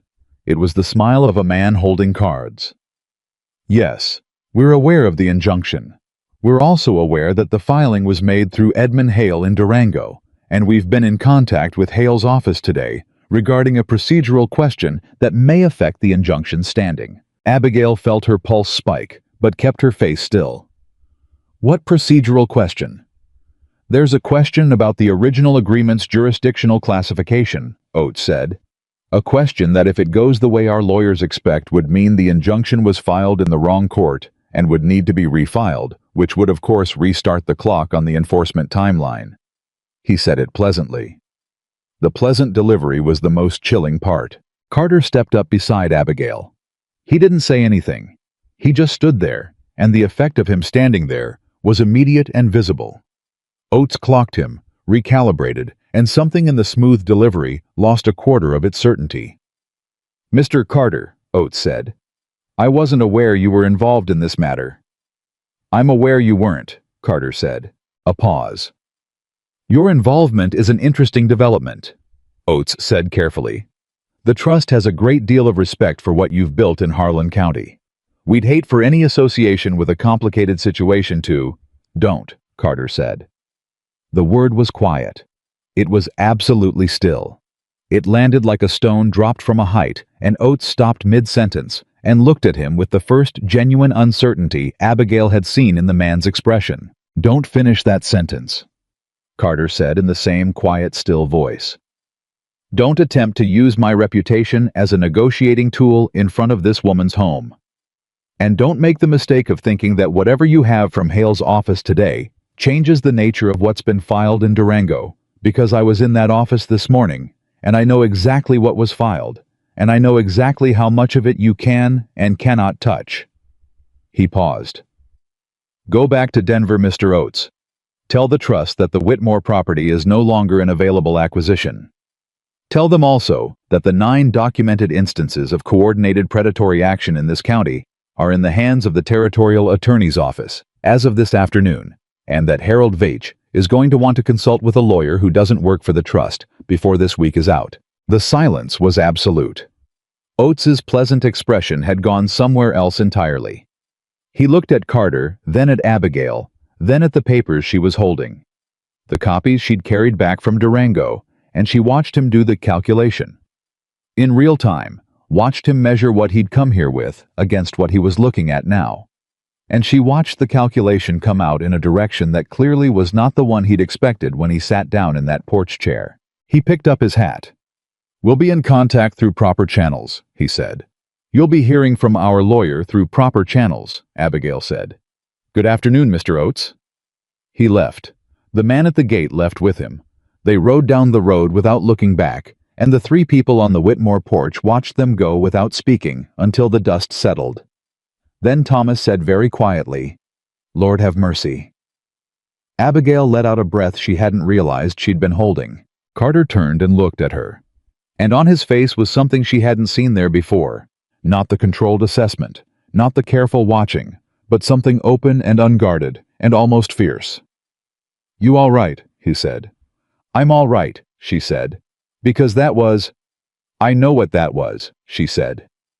She looked at the road where Oates had disappeared. "It's not over." "No," he said. "It's not." "But we didn't flinch," she said. He was quiet for a moment. "No," he said, "we didn't." She looked at him. He looked at her. Thomas on the porch behind them cleared his throat deliberately and looked at the sky in the direction of a man examining something meteorologically interesting that had nothing to do with the conversation below him. The next 2 weeks were the most complicated of Abigail's life, and they were also in ways she hadn't anticipated some of the most clarifying. The trust's procedural challenge to the injunction collapsed within 4 days of Oates's visit. Hale had anticipated it. He had in fact structured the filing specifically to close that avenue, and he sent a letter explaining as much that arrived the same day the trust's lawyers notified him of their intent to challenge. Carter read the letter at Abigail's kitchen table and allowed himself a very small, very satisfied expression that she pretended not to notice and noticed completely. The criminal referral to the territorial attorney generated a response that moved faster than any of them had expected. The attorney's office sent an investigator to Willow Creek within a week, and the investigator spent 3 days interviewing the families in the valley, walking through documents, and making the kind of detailed notes that meant someone intended to act on what they were finding. Harold Veitch did not come to work on the 3rd day of the investigation. Hy didn't come to work on the 4th day either.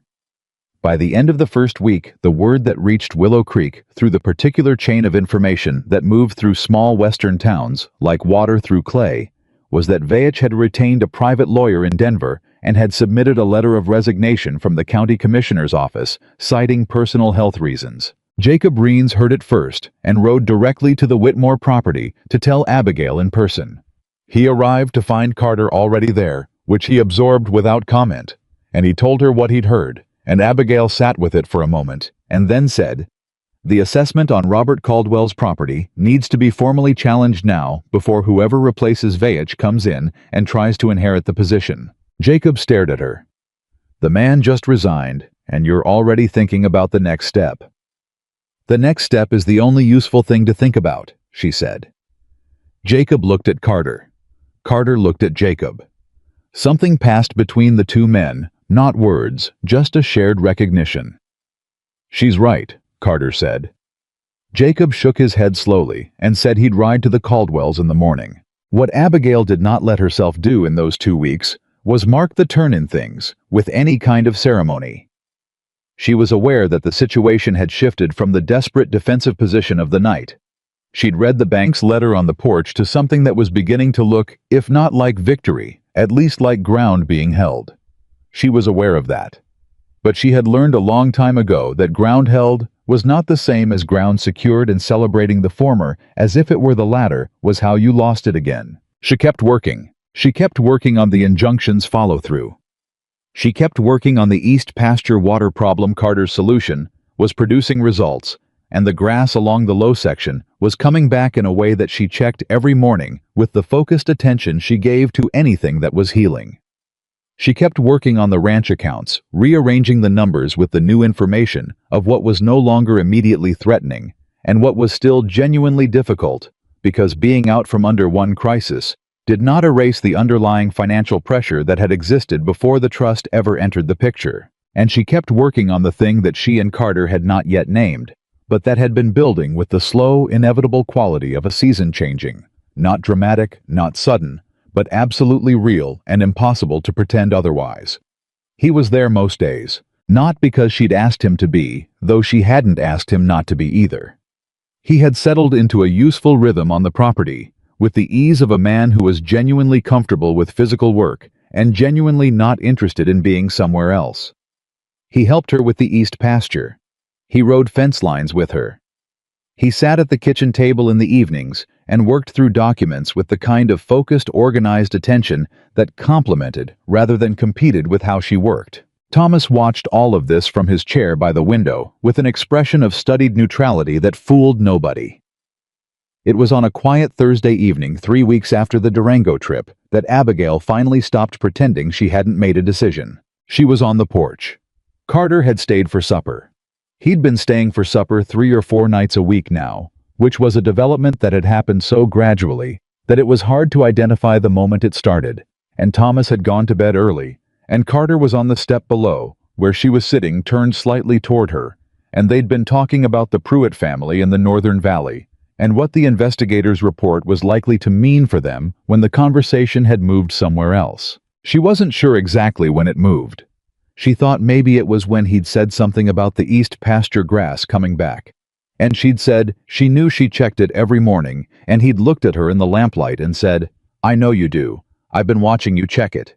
And there was something in the saying of it, the simple, direct admission that he watched her, that he paid attention, that she was someone he looked at not to assess, but because he couldn't help it, that made the pretending suddenly feel like a great deal of unnecessary work. She said, "Nathaniel." It was the first time she'd used his given name. He went very still. "I've been thinking about what you said in Durango," she said. "Before we got to Hale's office. What you said by the fire." He waited. He didn't rush it. "I'm not easy to be with," she said. "I want you to understand that clearly. I have opinions about everything, and I defend them, and I work more hours than most people think are reasonable, and I am never going to be the kind of woman who makes herself smaller to make someone else more comfortable. That is not something that's going to change." "I know," he said.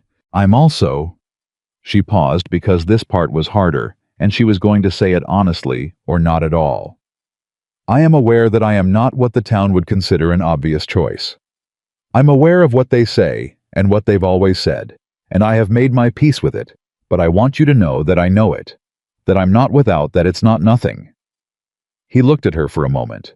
Then he said very quietly, "Do you want to know what I see when I look at you?" She looked back at him. "Yes," she said.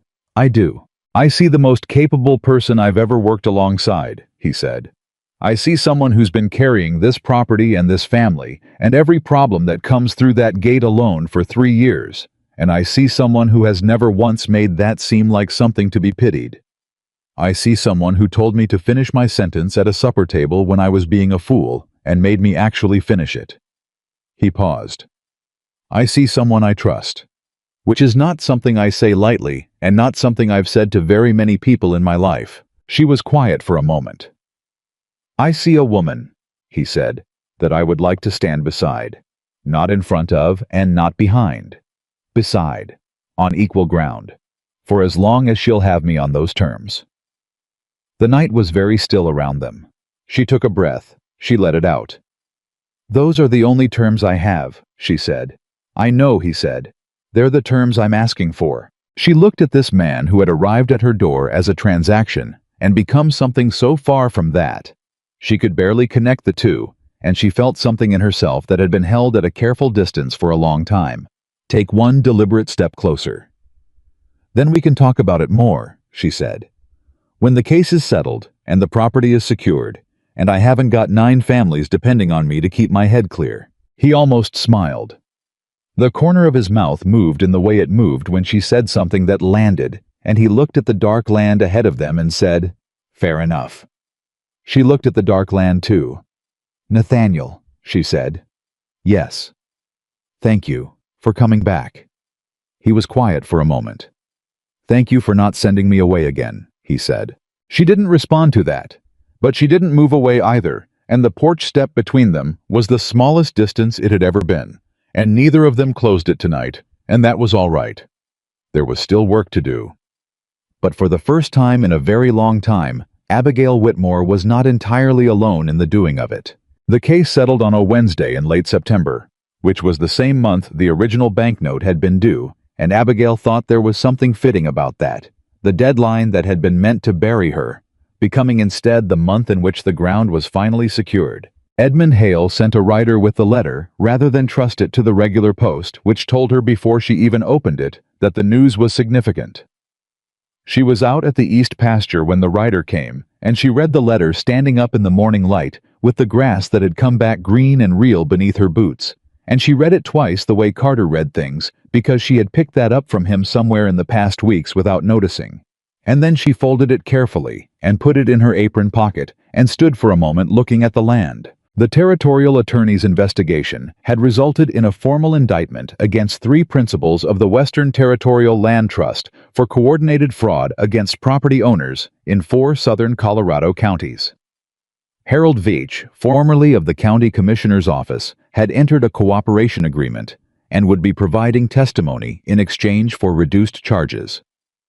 All enforcement actions against the 9 documented properties in the valley were suspended pending the resolution of the criminal case, which Hale estimated would take the better part of a year to fully process, but which in his professional judgment was going to go in one direction and not the other. The Whitmore property was safe. She stood with that for a moment. Just one moment, because she was not a woman who stood with things longer than one moment when there was still work to be done. But she took it. She took the full weight of it, and held it, and felt it settle into her body, the way that real things settle, not as relief, which was light and quickly gone, but as something more permanent. As something that was going to still be there tomorrow morning. Then she walked back to the house to tell her father. Thomas was in the kitchen, which was where he'd been spending his mornings lately, not in the chair by the window, but at the kitchen table, with the documentation he'd been compiling for Hale spread out in front of him, and a cup of coffee going cold at his elbow because he kept forgetting to drink it when he was working. He had spent the past month doing the most sustained work he'd done since his health began failing, and the effect on him was visible in ways that Abigail hadn't quite let herself believe until she was looking at them directly. He sat straighter. He slept better. His cough had been quieter. She came in and put the letter on the table in front of him without speaking. He read it. She watched his face while he read the way she'd been watching his face since she was small, looking for the thing underneath the thing, the real weather behind the expression he chose to show. She saw him read the first paragraph, and his jaw tighten, and the second, and his breathing change, and the third. And then he put the letter down flat on the table and pressed both hands on top of it, as if he needed to feel that it was real. "It's over." "It's over," he said. "The worst of it," she said. "Yes." He looked up at her. And on his face was something she hadn't seen in so long that it took her a moment to name it. Not just relief. Not just gratitude. Something that was specifically precisely proud, the expression of a man looking at something that he knows with absolute certainty he did not do alone and being grateful for that rather than diminished by it. "You did this," he said. "We did it," she said. "All of us. Abigail." His voice was firm the way it got when he intended to be heard. "I need you to let me say this.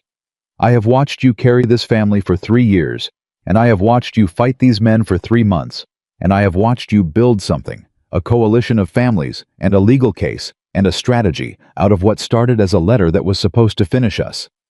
I need you to let me say that I am more proud of you than I have words for. And I need you to hear it." She stood very still. She was not a woman who cried easily. She was not going to cry now, or at least that was what she told herself for approximately 4 seconds before her father pushed back his chair and stood up and opened his arms, and she walked into them the way she had walked into them as a girl when the world had been too large and she had needed to remember that she was not alone in it. He held her. He was thinner than he used to be, and she could feel that, and she held him back carefully, the way you hold something that is precious and not as strong as it once was. "I'm sorry," he said into her hair. "For the letter. For Nathaniel. For handling it the way I handled it."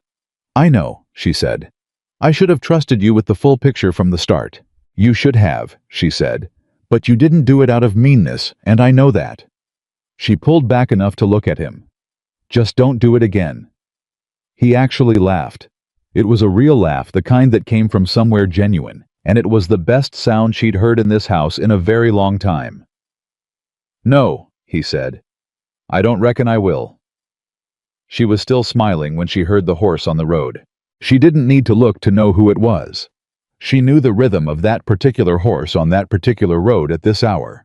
The way she'd learned without meaning to learn it, the way you learn anything you pay attention to every day. She went to the door. Carter was coming up the road at a pace that was slightly faster than his usual, which told her that he already knew. He pulled up at the gate, and she was already on the porch steps, and he swung down and came through the gate and stopped at the bottom of the steps and looked at her face. "Hale's rider came to the Henderson place first," he said. "Daniel sent him on to your property and rode to tell me." "Then you know," she said. "I know," he said. They looked at each other. She came down the last 2 steps until she was on the same level as him, and she held out the letter. He took it and read it, and she watched his face the way she'd watched her father's. Not because she needed to verify the outcome, but because she had come to find his face interesting. The way you find interesting anything that reveals itself slowly and only to people who are paying attention. He finished reading. He folded the letter once and handed it back. "It's not fully over," he said. "The criminal case will run for a year." "I know," she said, "but the property is secured. The valley is secured." He nodded. He was looking at her with an expression that was open in the way his expressions had been increasingly open these past weeks. The way you open a window when the weather finally changes and you trust it to stay. "How's Thomas?" he said. "Better than he's been in months," she said, laughing even. "Good," Carter said, and the word carried something warm in it. She looked at him. She had been doing a great deal of looking at him lately, without saying what the looking was about, and she had told him on the porch 3 weeks ago that she wanted to wait until the case was settled and the property was secured, and both of those things were now true. And she was standing on her own 2 feet in front of her own gate in the clear September morning, and the ground beneath her was solid, and hers, and she thought, all right then. "I told you we'd talk more when this was finished," she said. He looked at her steadily. "You did." "I meant it," she said. "I know you did," he said. "You don't say things you don't mean. That's one of the things I know about you." She looked at him for a moment. "There are a great many things you know about me at this point," she said. "You've been here most days for 2 months." "I have," he said. He didn't apologize for it. "And you intend to keep being here," she said. "Not a question." "If you'll have me," he said. Same words as before, same directness. On the same terms as before. She was quiet for a moment. The morning was very clear around them, the kind of September clarity that comes after a hard summer, when the heat finally breaks and the air remembers what it's supposed to feel like. "I've been thinking about what equal ground looks like," she said. "Practically, not in theory." "So have I," he said. "I keep this property," she said. "It stays in my name, in the Whitmore name. That's not negotiable." "I wouldn't have it any other way," he said. "I have a property of my own. I'm not looking to acquire yours." "My decisions about this land are my decisions," she said. "You can have opinions, you have good opinions, and I intend to keep listening to them. But the final word is mine." "Yes," he said. No hesitation. "And if we disagree, we work it through," he said. "The same way we've been working things through for 2 months. We argue, and one of us turns out to be right, and we acknowledge it, and we move forward. That seems to be how we operate." "You were wrong about the North Ridge clay deposit," she reminded him. "I was wrong about the North Ridge clay deposit." He agreed without any particular discomfort. "You were right. I said so at the time." "You did," she said. "That's one of the things I know about you." He looked at her, and there it was, the thing she'd been watching grow in his expression over weeks. The thing that was not calculation and not assessment, but simply specifically the look of a man who is exactly where he wants to be and knows it. "Abigail," he said. "Yes," she said. "I would like to ask you something," he said. "And I'd like to do it properly this time, without a debt on the table, and without your father being blindsided, and without 2 hours of supper conversation where I behaved like an idiot beforehand." She felt something move through her. Not nerves, not exactly. Something warmer than that and more settled. "All right," she said. He reached up and took his hat off. She had come to understand in the past weeks that he only did that when something mattered to him, not as social habit, but as a genuine involuntary gesture of respect. "I would like to be with you," he said. "Not to acquire anything, and not to manage anything, and not because of any arrangement. Because you are the most remarkable person I've met in my life, and I was too blind and too armored to see it when I sat down at your table, and I have spent every day since trying to be the man who deserves to be in the same room as who you actually are." He paused. "I'm not there yet, but I'm asking for the chance to keep trying." She looked at him. This man who had come to her door as a stranger with the wrong intentions and the wrong approach, and had been by the sheer force of what she refused to accept remade into something honest. She looked at him and thought about all the things she had built in her life out of materials that started in worse shape than this, and how most of them had turned out to be the most solid things she owned. "You're doing better than you think," she said. He looked at her. "I'm not going to make it easy," she said. "That's not who I am." "I know," he said. "I'm not asking for easy. I'm going to push back when I think you're wrong." "Good," he said. "I need someone who will. And I'm going to need time," she said, "to trust fully. That's going to be slower than you might want." "Abigail," he said, and his voice had something in it that was so plainly quietly certain that it stopped her. "I rode back here after you told me to ride the other direction. I've been here most days for 2 months. I fought a land fraud case alongside you and slept on the ground halfway to Durango and watched you dismantle a man in a suit on your own front porch." He met her eyes. "I have time." She looked at him for one more long moment. Then she said, "Yes." He went still. "Yes," she said again. "To the chance, to the trying, to the equal ground." She paused. To you, Nathaniel Carter. If you are the man you've been showing me these past 2 months, then yes." He breathed. It was a small thing. Just a single breath, let out slowly, like something that had been held for a long time and finally didn't need to be held anymore. And on his face was an expression she had never seen on him before, not in all the weeks she'd been learning to read him. It was not triumph. It was not the satisfaction of a man who'd gotten what he wanted.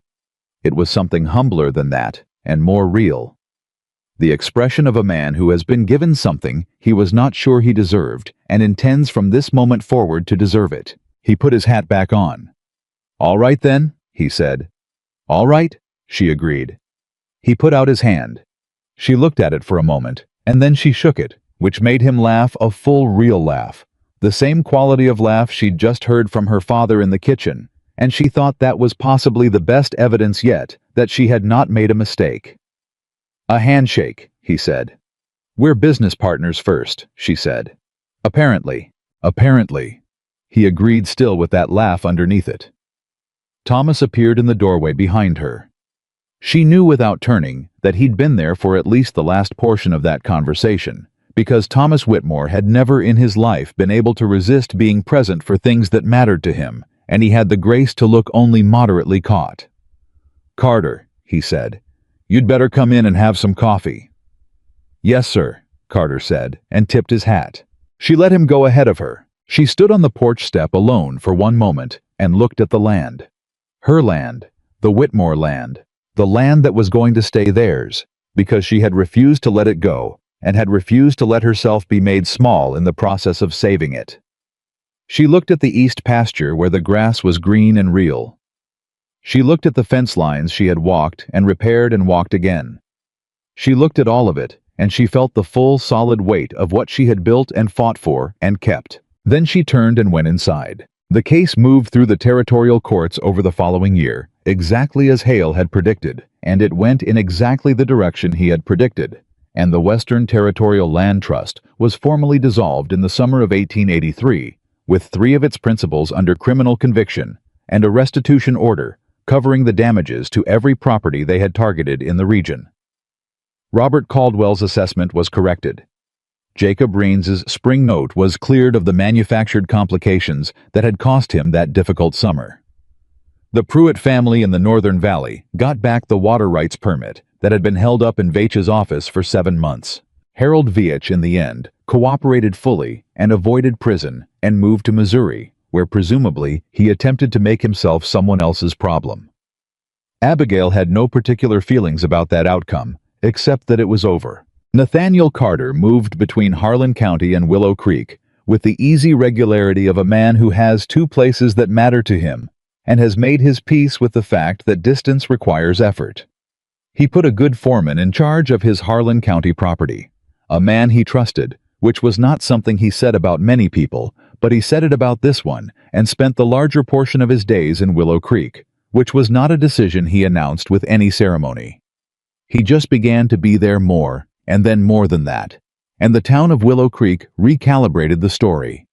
It told about Abigail Whitmore, The way towns recalibrate things slowly, without acknowledgement of having previously been wrong, with the quiet revision of record that people do when reality has made itself too clear to ignore. The Saturday morning conversations at the dry goods store shifted from being about what Abigail Whitmore was failing to manage to being about what Abigail Whitmore had managed to do, which was not nothing. She noticed the shift without commenting on it. She did not particularly need the town's revised opinion, but she was honest enough to acknowledge that it was easier without the other version following her around. What she needed, what she had always needed, and had always to some degree had, but had now in a form that was more complete, was to be seen, not performed to, not evaluated, not reduced to her appearance or her circumstances, or the number the bank had put on her family's land. Seen. The full picture, the complicated version. The woman who checked the east pasture grass every morning and argued about clay deposits and took plates away from men who hadn't earned the meal and fought land fraud with a legal injunction and a coalition of 9 families because that was what the situation required. Nathaniel Carter saw that. He had not seen it at first. He would be the first to say so, and he did say so to her, to Thomas once, to Jacob Raines, when they were mending the north fence together. And Jacob had made some remark about the unlikely nature of the whole thing, and Carter had said without any particular self-pity, but with complete honesty, "I almost missed her entirely. I walked in that door looking for what I expected to find, and I nearly walked back out with no idea what I'd left behind." He'd paused. "The best thing that ever happened to me was her telling me exactly what I'd done wrong." Jacob had looked at him for a moment and then said, "She told me I was irrigating 6 inches below my pasture for 2 years. Same general experience." Carter had laughed. Abigail, who had been on the other side of the fence and heard all of it, had kept her expression neutral and kept working and privately held onto every word of it in the way she held onto real things. The proposal. The real one. The one that was the third time and final time happened on an ordinary morning in the early spring of 1884. Not on the porch, and not by a fire in the dark, and not in any location that had been arranged for the purpose. She was at the kitchen table with the account books, which were in considerably better shape than they'd been 2 years ago. And he was drinking his coffee and reading the week-old newspaper that came through from Denver. And he put the newspaper down and looked at her across the table and said, "Marry me, Abigail." She didn't look up from the accounts. "We've covered this." "We covered a conversation," he said. "I'm asking directly. Marry me." She looked up.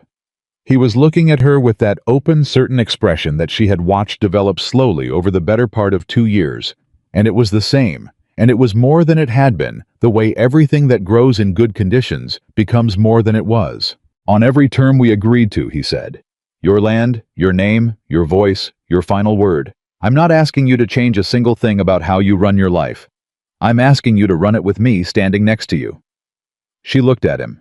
She thought about the supper table and the plates, and the man who hadn't seen her, and the man sitting across from her now, and the distance between those 2 versions of the same person, and how that distance had been covered by honesty and hard work, and the willingness to be wrong and say so, and then be better. She thought about equal ground, and what it actually felt like to stand on it with someone, and how different it was from what she'd imagined when she'd stated the term, how much realer and more ordinary and more sustaining than any picture she'd built of it in her head. She thought about her father's laugh, and Jacob Raines' kitchen, and 9 families in a valley who were still on their land because they had not fought alone. She closed the account book. "Yes," she said. "Nathaniel Carter. For the last time, yes." He reached across the table and put his hand over hers. Not dramatic, not performed. Just his hand on hers, warm and steady, and certain the hand of a man who had learned the value of what he was holding and was not going to forget it. Thomas walked through the kitchen on his way to the porch, looked at the 2 of them at the table, said, "Took long enough," without breaking his stride, and went outside. She married him in the summer of 1884, on the Whitmore property, under a sky so wide and blue it looked like something invented for the occasion. The families from the valley came, Jacob and the Hendersons and the Caldwells and the Pruitts and all the rest. The people who had stood together when standing together was the only thing that worked. Edmund Hale came from Durango. The east pasture grass was green and full, and she noticed it on her way through the gate, the way she noticed it every morning, because some habits are the best kind. The Whitmore Carter Ranch, as people in the region came to call it. She had insisted on the hyphen, and Nathaniel had not argued for a single second. Became in the years that followed one of the most respected working properties in southern Colorado. Not because of Nathaniel's money, though that had been a factor, and not because of any particular luck, though there had been seasons of that too. Because of what Abigail had built before he ever arrived, and what they had built together after, and because the woman who ran it had never once been willing to let the land go, or let herself be made into something she wasn't. The town of Willow Creek eventually forgot that it had ever said otherwise. That was fine. Abigail did not need them to remember. She had the land green and hers and lasting. She had her father in better health than anyone had dared expect, sitting on the porch every evening with his coffee and his stubborn insistence on outliving everyone's predictions. She had a man who stood beside her, not in front, not behind, but beside on equal ground, the way she had required from the beginning, who had walked into her house with the wrong picture and spent 2 years earning the right one. And she had never not once been anyone's arrangement. That was the thing that lasted longest. Outliving the case, and the drought, and the hard years, and all the voices that had spent a long time telling her what she was worth. She had stood at her own supper table and said what she was and what she wasn't, and she had held that line through everything that followed, and the life she built on the other side of it was real and solid and entirely hers. A woman who knew her own worth did not need the world to agree. She only needed to be standing when the world finally caught up, and Abigail Whitmore was still standing with her boots on her own ground on the right side of everything she had refused to give up.